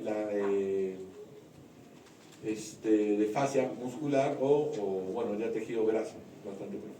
Y bueno, con penetrantes son las que conectan una cavidad con otra cavidad, ¿no? Listo. Las perforantes, que son destructivas, ¿ya? Y llegan hasta otra cavidad. El empalamiento, bueno, son cosas raras, eso me hace recordar siempre al rey Vlad de Drácula, ¿no? Vlad Draculis, que se caracterizó por empalar, ¿no? Pero estos son otros tipos de empalamientos ya accidentales, ¿no? Es interesante cómo un paciente se atraviesa todo el tórax o tórax inferior con una barra y está vivo. Como han visto estos pacientes que se han atravesado fierro o lesiones en cráneo, se han atravesado desde la parte inferior de la boca hasta atravesar todo el cráneo sin ningún tipo de secuela posterior, ¿no? Me parece súper bueno. Ya temporalidad aguda, crónica, ya nos quedamos con 3 semanas entre aguda y crónica. Y está bien, hay libros que hablan de 5 días, 7 días, otros que hablan de 6 semanas. ¿Ya? Entonces, cada uno tiene una forma diferente de verlo y de tocar este tipo de temas. Pero nos quedamos con 3 semanas porque ya cuando hagamos el tema de cicatrización, no van a dar ya una justificación un poco más científica de estas 3 semanas. ¿Correcto? Ya, aguda versus crónica, herida tórpida. ¿Qué significa tórpido? Pregunta con algo.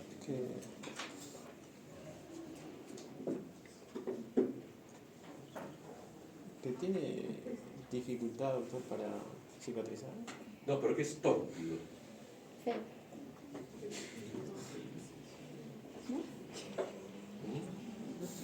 ¿Qué significa tórpido? Ahora, los que están buscando su celular y buscando las actividades. Brusco, algo tosco.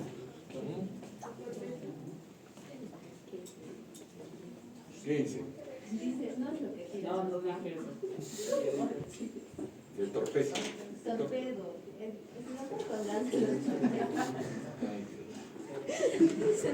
Con un meteorito que pega. Ya, tórpido es de largo tiempo, a lo largo, de larga evolución, o que no cierra, que se mantiene constante. ¿Ya? Entonces, herida crónica es una herida tórpida y la evolución lenta es rápido, porque no cierra en forma rápida o adecuada.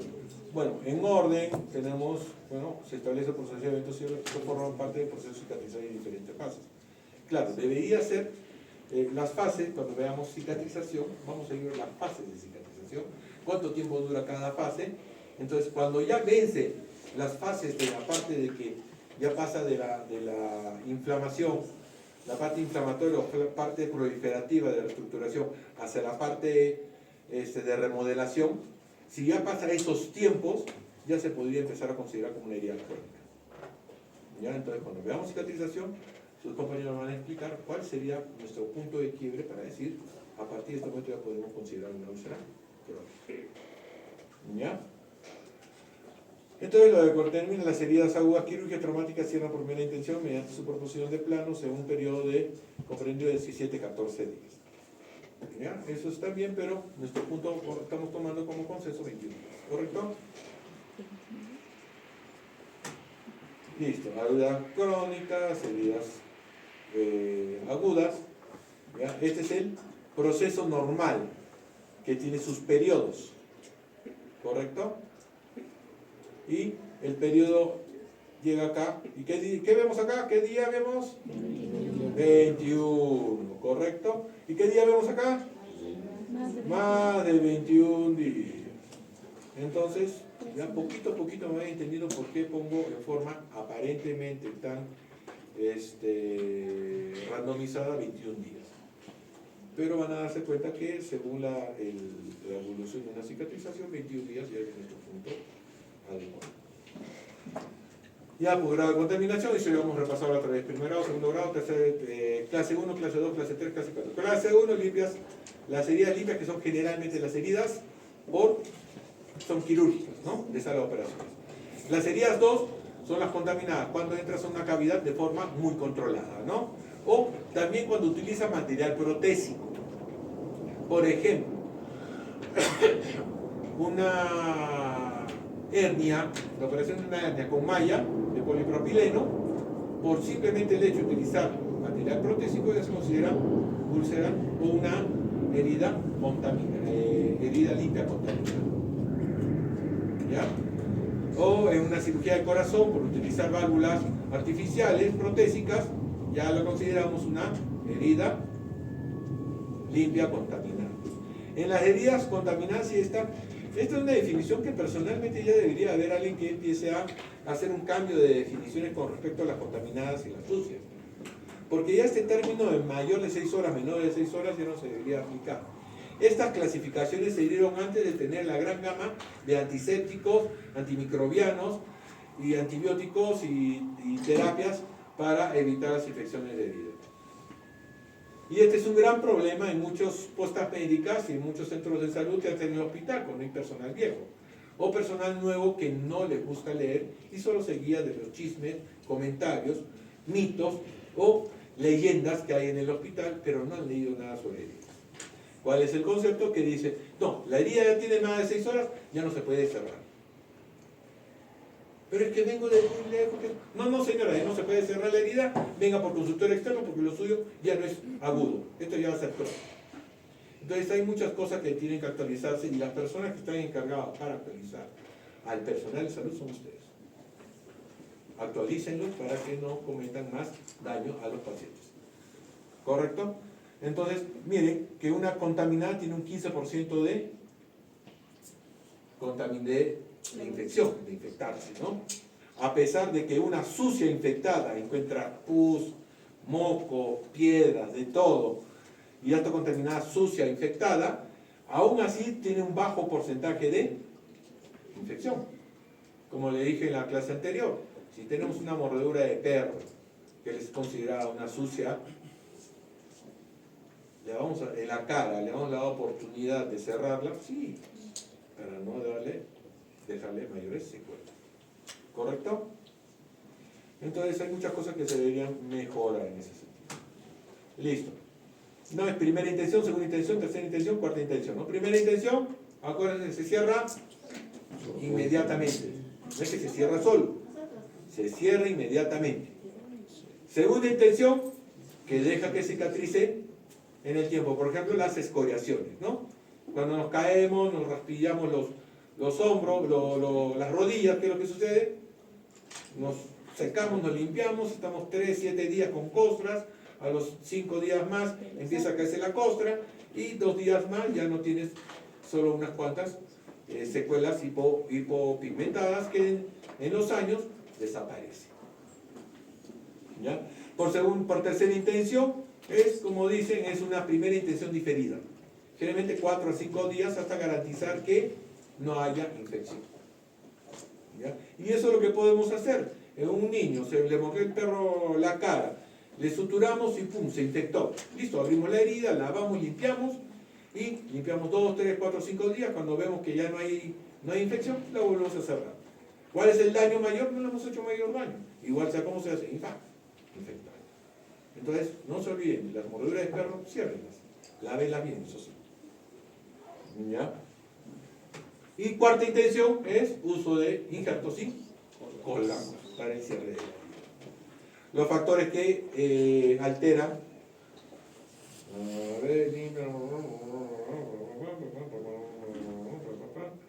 Ya, los factores, acuérdense, uno de los factores más importantes es la diabetes. Pero quitémonos esos conceptos de que, paciente tiene diabetes, uy, se le va a infectar la herida o no va a cerrar bien esta herida. Eso es total y absolutamente falso. Un paciente con diabetes descompensada a larga data, sí, va a tener ese problema. Pero no un paciente diabético controlado, tranquilo, feliz y contento. ¿Correcto? No es solo la enfermedad, sino cómo está cuidada la enfermedad. ¿Ya? Otro detalle es la malnutrición. Bueno, hablaste de la malnutrición, pero no sé si en este punto, bueno, en las úlceras de cúbito hablaste de desnutrición. Bueno, ahí vamos a hablar de ese punto. Pero la malnutrición, ¿por qué nos dificulta una adecuada cicatrización? Porque definitivamente no hay material de reconstrucción. Si no tenemos una buena albúmina y una buena globulina, ¿con qué vamos a construir? Queremos tapar una pared de cemento que está rota con un poco de adobe, puede ser, pero no es lo ideal y puede quedar mal. ¿Ya? La hipoxia es un punto muy importante para la no adecuada cicatrización. Cuando veamos el tema de cicatrización, el siguiente, van a darse cuenta que la hipoxia es un gran daño. Por lo tanto, si hablamos de hipoxia, tenemos de hablar del tabaco. El tabaco, fumar tabaco, la nicotina, son elementos que producen una disminución de la perfusión distal o perfusión microvascular, lo cual disminuye la adecuada progresión de las heridas, que nos puede producir necrosis. Por eso cuando son cirugías, en cirugía estética, donde puede haber compromiso vascular, porque hacemos largos colgajos, decimos al paciente no puede fumar por lo menos 2 semanas antes de la cirugía. Caso contrario puede llevarnos a necrosis de la herida o del colgajo. ¿Correcto? Entonces acuérdense de esos pequeños detalles. ¿Ya? Bueno, acá me recordó a nuestro queridísimo Pérez Alvela. ¿Ya? Claro, son elementos, una buena nutrición. Pero esto se llama el zinc, el calcio, el cobre, el fierro, se llama micronutrientes. ¿Por qué se le llama micronutrientes? Bueno, el fierro no. Pero lo demás son micronutrientes. ¿Por qué se le llama micronutrientes? Porque son en muy pequeñas cantidades que las necesitamos. Y no tenemos que estar tomando magnesol todos los días para tener magnesio en dosis altas. ¿Ya? Y bueno, las vitaminas que siempre las encontramos en las frutas principalmente, ¿no? La línea de Langer, perfecto, pero ¿cuáles son las líneas de Borges? Uy, esa no la estoy. Ya sabía. Tenemos, y justo acá las ves, estas son las líneas de Borges.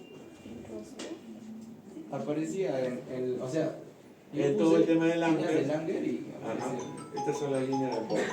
Las líneas de Borges, a diferencia de las líneas de Langer, las líneas de Langer se distribuyen de acuerdo a la posición del colágeno subcutáneo o de la dermis, ¿no? Y en estas líneas de colágeno le dan unas líneas de tensión a este nivel. Las líneas de Borges son las líneas que se forman de acuerdo al músculo. Por ejemplo, hacemos esto y estas son unas líneas que se forman, ¿no? Estas se podría decir son las líneas de Borges, las líneas de pata de gallo. ¿Ya? Todas esas líneas se forman por movimiento muscular. Por eso las líneas de Borges se dan en el rostro.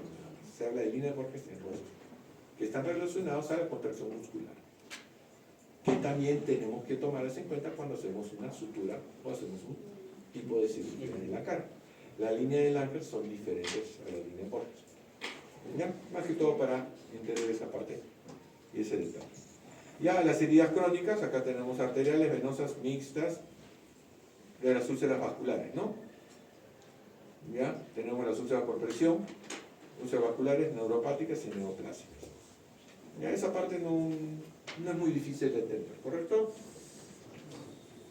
¿Qué más estaba preguntando? Ya, la escala de Wagner está bien, la escala de Texas me parece muy bien. La escala de Wagner, normalmente el 0, la piel está en... ¿Por qué no entienden cuando les cuelgo que no quiero contestar? Bueno, el pie diabético es muy interesante, ¿no? El pie diabético es un problema mixto, tanto neuropático como vascular, ¿correcto? Entonces, en el pie diabético, ¿qué le pasa? ¿Por qué es neuropático? Porque la concentración de azúcar al depositarse alrededor del nervio disminuye su conectividad y ya está, produce cierto grado de anestesia en los pies, ¿no? Y la parte microvascular que produce obstrucción de las arterias, que disminuye la irrigación a zonas distales del pie. Entonces, bajo esas dos influencias, se produce el pie diabético. Primero, una herida empieza a producirse una herida crónica, o el paciente, como siempre, arreglándose las uñas solo, sin que alguien le ayude, se hace una pequeña lesión. Esa pequeña lesión se infecta, pero al paciente no le duele, porque tiene esa zona anestesiada por su neuropatía. Y comienza una infección mucho más severa, y que por la disminución de una adecuada irrigación, tiene más tendencia a ser infección. Porque a los gérmenes les encanta que no haya oxígeno, y aparte, al no tener una adecuada irrigación, no llegan células de defensa y no llega ningún tipo de interleucina para llamar a mayor cantidad de células de defensa. Entonces, se encuentra desprotegido, ¿correcto? ¿Ya? Entonces, la clasificación de Wagner, la grado cera, que está acá, que es piel intacta, que se ve un pequeño enrojecimiento, pero que no se ve mayor daño. Ya cuando hablamos de grado 1, 2, 3, ya hablamos de úlcera o lesión cutánea. En grado 0 no hay lesión cutánea. En grado 1 ya empezamos a ver heridas, pero superficiales.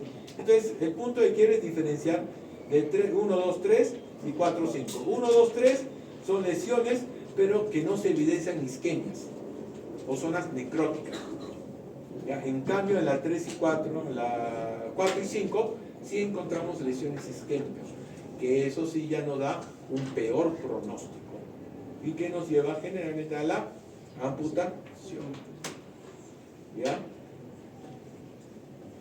Acá casi lo mismo en Meyer Wagner, y el tratamiento de pie diabético a escala de Texas, también casi mucho más adecuado, ¿no? Porque dices, uno, de acuerdo al tamaño de la herida, y de acuerdo también si hay infección, no hay infección, si hay isquemia, no hay isquemia, o están las dos juntas. Entonces, es muy diferente decir, tiene una úlcera grado 4, A, o sea, sin nada, que ya está limpia, entonces posiblemente ya sea una úlcera que esté en condiciones de ser reconstruida, a hablar de una grado 1, D, que está con infección, y posiblemente todo sea más interno que externo. ¿Ya? Las úlceras por presión, bueno, es bastante lo que se puede hablar. Acuérdense de del cierre capilar promedio 32 milímetros de mercurio. ¿Cómo calculamos eso? Ponemos la mano, apretamos acá hasta que se queda blanco. Esa es la presión que tenemos que aplicar para que se ponga blanco ese tejido. Acuérdense de algo muy importante: la fisiopatología de la úlcera por presión no es solo de presión de afuera hacia adentro, sino también de adentro hacia afuera. Por eso es que su compañero les recalcó que generalmente estas úlceras de presión se forman en zonas donde la piel está más cerca del hueso, que se denomina esas prominencias óseas. ¿Dónde tenemos esas principales prominencias óseas? Zona sacra, zona trocantérica, zona isquiática, en la zona pélvica. Pero también tenemos otras prominencias óseas. Por ejemplo, espina de escápula, ¿ya? Ángulo de la escápula, ¿ya? Maleolos, trocánteres, ¿ya? Entonces son prominencias, codos, epicóndilo, epitropia, que son prominencias óseas, que son menos comunes porque son más fáciles de movilizar. Entonces, las zonas más comunes donde se forma la úlcera de cúbito son en zona pélvica. ¿Por qué? Porque son las más difíciles de movilizar. ¿Ya? Entonces, ¿qué significa esto de que tienes doble punto? Si tenemos este celular, digamos, y esta es la pantalla, ¿correcto? Yo protejo la pantalla. Perfecto, la estoy protegiendo. Pero si doy un fuerte golpe aquí, corre el riesgo de que por la fuerza, por el impacto, se golpee o sienta la presión del punto donde se apoya. Igual se me rompe la pantalla. ¿Ya? Igual sucede en las úlceras de decúbito. Como hay presión sobre una superficie donde el hueso está cerca de la piel, ¿qué va a pasar? El hueso de por sí se comporta en una superficie dura que está dañando el tejido. ¿El gran problema cuál es? El gran problema es que más de la mitad de las úlceras por presión, el primer daño que se da no es en la piel, sino se da en la zona muscular tendinosa profunda. Exacto.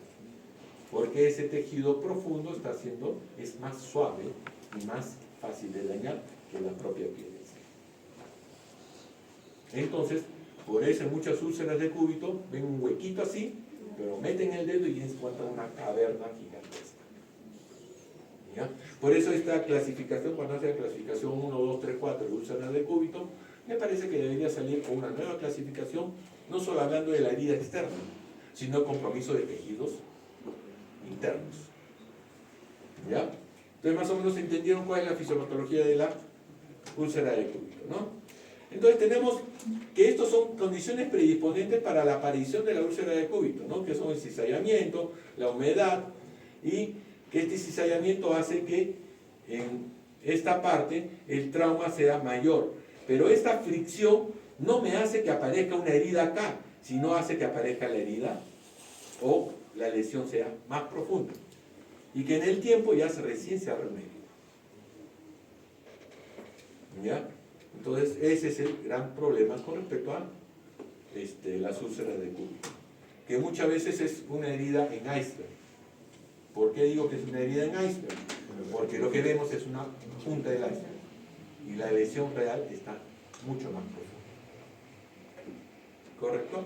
La desnutrición, muy interesante esta parte que hablaban de la desnutrición, porque con desnutrición todo se convierte en prominencia ósea.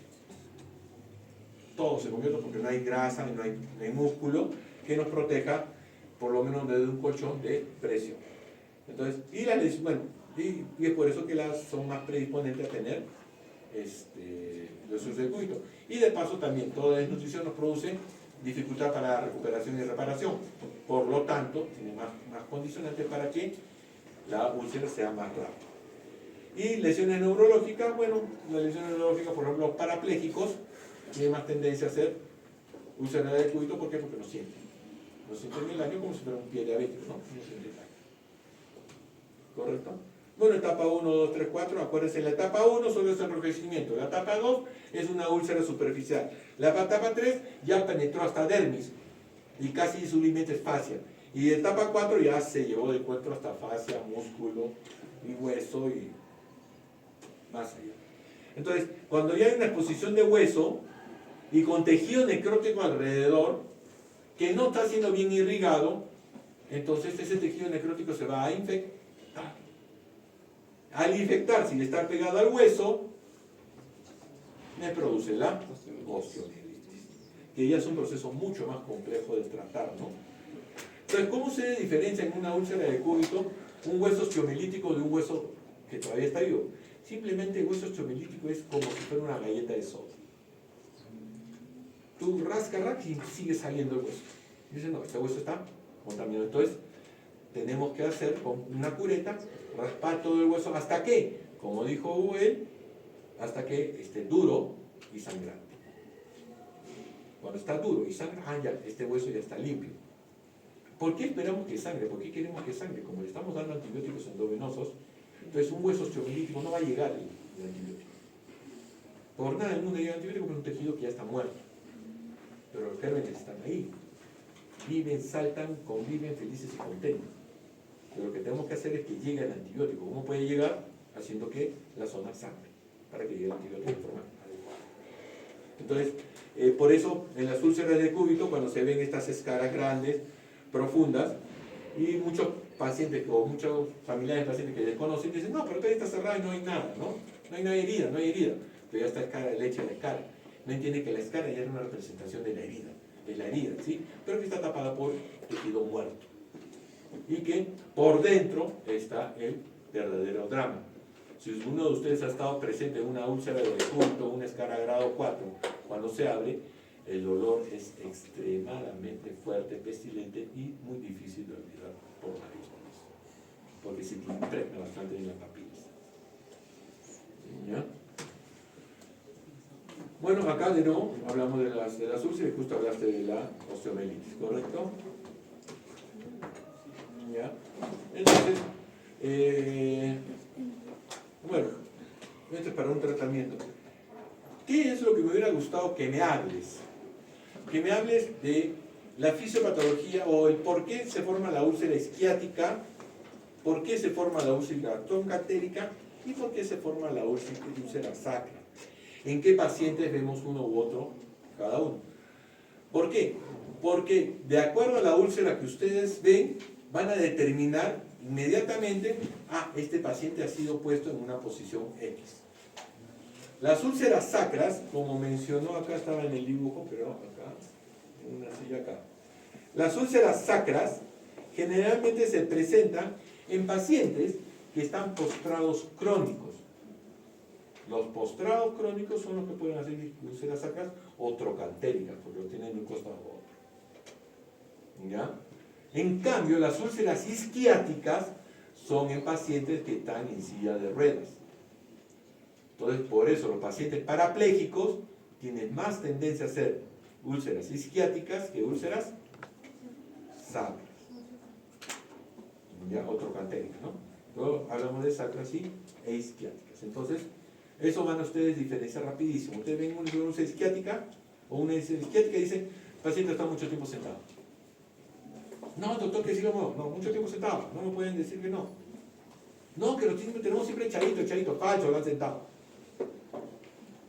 Y si alguna vez alguno de ustedes me ve en consultorio cuando un paciente me dice, no, doctor, no es así, yo digo, sí es así por A y B y C. Es imposible que se forme esa lesión si uno ha estado sentado. Yo digo, bueno, sí, que a veces que lo dejamos, que mi primo, mi hermano, mi tío. Entonces ya empiezan a confesar. ¿Ya? Pero ustedes no le pueden sacar la verdad a alguien si no tienen un conocimiento de cómo se forma. ¿Sí? Entonces, eso es de úlcera de cúbito. Entonces, ya algunos me podrían responder lo que les voy a decir. ¿Cuál es el tratamiento ideal para una úlcera de cúbito? Movilización, movimiento. Si un paciente no es movilizado por voluntad propia o no se moviliza por medio de los familiares, la úlcera de cúbito no tiene nada que hacer. No vamos a poder hacer. Algunos de ustedes me van a ver que van a venir pacientes con úlcera de cúbito y que están terribles. Entonces su corazoncito me va a decir, hospitalícelo, doctor, por favor, hospitalícelo porque el paciente está mal. Pero ¿para qué lo voy a hospitalizar si sé que en la familia, cuando le dé de alta, no lo van a saber cuidar?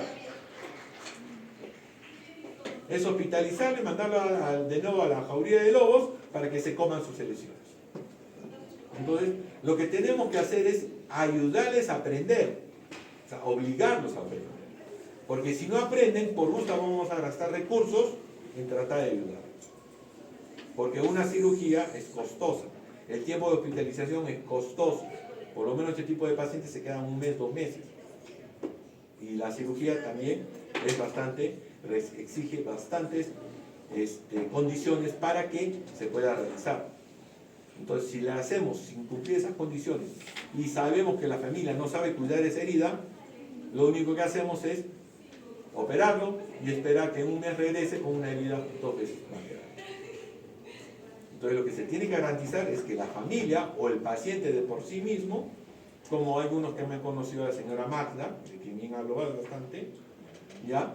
Si conocen a esa señora van a ver que ella misma casi hace todo, ella misma, no sé cómo, tiene una flexibilidad increíble, es gordita pero es increíble, ella misma se cubre sus heridas, su úlcera isquiática. Y está muy bien, está excelente. Y la paciente antes venía y me decía, doctor, me quiero operar, doctor, opéreme, por favor, opéreme. Yo decía, no, hasta que tú me demuestres que puedes curar bien tu herida. Después la herida evolucionó muy bien, se la cura muy bien. Ahora le digo, ¿te operamos? No, doctor, estoy trabajando. Tengo que trabajar, no puedo estar ahí operado. Y su herida baja. Entonces, eso también le enseña al paciente a que puede ser autosuficiente. Limitaciones va a tener, problemas va a tener. Pero hay que enseñarle al paciente de que este es un trabajo de a dos, o a los familiares del paciente. Si los familiares no me cuidan bien al paciente, o no saben cuidar al paciente, mejor no hago nada. ¿Por qué? Porque al final de cuentas va a hacerse más daño. ¿Correcto? Ya, la escala de Braden, que es para el riesgo. Más que todo es una escala más de enfermería que de medicina, propiamente dicha. Pero es bueno para determinar. Si yo les pregunto, la escala de Braden es para determinar el grado de úlcera de cúbito, ¿verdadero o falso? Falso, es para determinar el riesgo de hacer úlcera de cúbito, no para evaluar una úlcera de cúbito. ¿Correcto? Bueno, ahora con respecto a lo que son las úlceras de presión, cuidado de la piel, algo muy importante, los pacientes le van a pedir siempre, doctor, quiero la crema mágica que le cure la úlcera de cúbito. Eso te pide siempre el paciente, o los familiares. Doctor, deme la mejor crema, no importa si es del extranjero, deme la mejor crema. ¿Ustedes qué le van a responder? No hay crema mágica. ¿Cuál es el tratamiento ideal? Movilización. Acuérdense, no existe crema mágica. Hay cremas muy caras, cremas baratas, hay gelatina que regalado casi, que es tratamiento para todo tipo de úlceras crónicas, no solo úlceras de presión, sino úlceras crónicas. ¿Ya? Pero estas úlceras de presión no existe crema mágica. La magia la hace la movilización, ¿correcto? ¿Ya? Entonces acá, bueno, sí me habla muy bien de las heridas, secar la piel con palmaditas. Pero la justificación no me parece muy apropiada, doctor. La justificación de por qué las palmaditas. ¿Ustedes alguna vez han jugado ese juego de manitas calientes? ¿Ya? Después que han jugado, ¿cómo están con el dorso de la mano? Rojo. ¿Por qué está rojo? Por los golpes constantes. Esos golpes producen microdaños. Pero esos microdaños hacen una respuesta inmediata de la piel, que es aumentar la irrigación, aumentar la perfusión sanguínea. Entonces esas pequeñas palmaditas alrededor de la úlcera de cúbito es para mejorar o aumentar la perfusión sanguínea en los bordes y desencadenar un mejor progreso de la segunda fase de cicatrización, que es la contracción y reepitelización de la úlcera o de la lesión. ¿Correcto? Entonces, esas pequeñas palmaditas son muy importantes. Parecen algo burdo, ¿no? esto le va a ayudar y sí ayuda. ¿Ya? Ahora, en mantener una hidratación adecuada, bueno, cuando habló su compañero de curación de heridas, hay dos tipos de curación de heridas, la curación tradicional y la curación avanzada. La curación tradicional se basa en gasas secas o mantener seca la herida. La tradición, el tratamiento avanzado de las heridas es mantener un ambiente húmedo, propicio para el crecimiento o revitalización o crecimiento del tejido de granulación. ¿Correcto? ¿Ya? Bueno, esta cama de heridas de presión son buenas. Algo que sí les voy a recomendar, cuando tengan un familiar o un paciente postrado crónico, no les recomienden la cama clínica. Ese es el primer error para matar al paciente. Un postrado crónico por A, B, C lesiones, le compras una cama clínica, entonces tú levantas la cama, la sientas y dices, perfecto, listo, lo moví. Perfecto. A las 2 horas regresas, le bajas, listo, ya está. Qué bien estoy haciendo el tratamiento. Falso. Como su compañero ha puesto muy bien en las imágenes anteriores, simplemente el levantar la cama y bajar la cama ayuda a formar la úlcera sacra. Dicen, pero doctor, si lo estamos moviendo, ¿por qué pasó? ¿Qué pasó? Que realmente la cama clínica no te va a ayudar. La cama clínica es para la clínica, pero no es para la casa. En la cama tiene que haber un personal que lo mueva para un costado, para otro costado, y si es posible mejor, cambiar de superficie. ¿Qué significa esto de cambiar de superficie? Moverlo de la cama a un sillón, de un sillón a una silla, de una silla a otra silla, a un sillón, y moverlo constantemente de superficie. Para que el grado de presión también sea diferente. El solo moverlo en cama es relativamente bueno, pero lo mejor es cambiarlo de superficie constantemente. ¿Correcto? Este es la silla de ruedas. Justo ya estaba acá emocionado porque ahí también va a explicar la formación de la úlcera de cúbito isquiática. Pero si acá vemos una pequeña zona, ya no es la zona sacra que se apoya acá, sino los dos isquiones. Y por eso es que se forman y acá también vemos la imagen de que el isquión es el que se apoya y no es acá está, ¿no? Acá. Este es el isquión, trocante. Esas son las que se apoyan. ¿Correcto? Listo, en el tratamiento quirúrgico, bueno, aliviar la presión, nutrición, infección, cuidado de la herida. Y hablamos de acá de la presión negativa. ¿Qué es la presión negativa? La presión negativa es una esponja, no es una tela. ¿Ya? Es una esponja. Esta esponja es generalmente de poliuretano y esta esponja, como tiene sus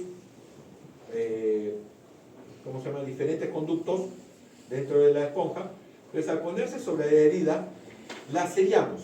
Ponemos la esponja, está sellado y sellamos con papel film o polietileno, ¿no?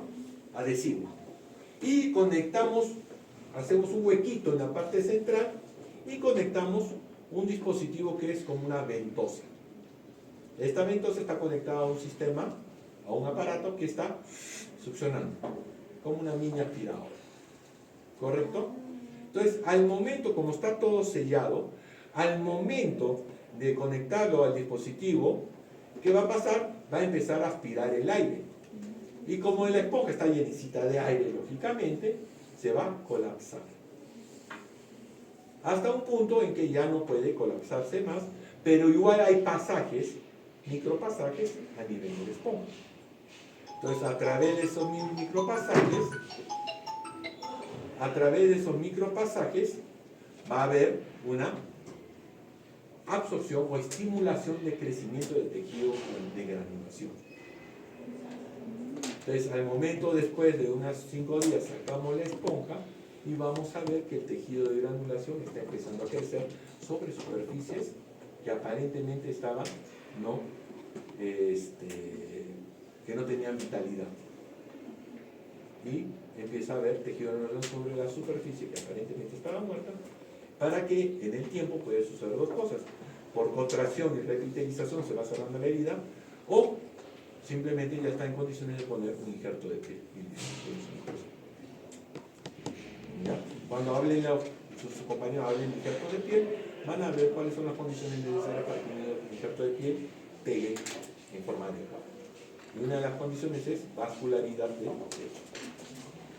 ¿Correcto? Ya me entendieron más o menos cómo funciona el sistema VAC, ¿no? Ese sistema VAC llegó al Perú aproximadamente en 2007.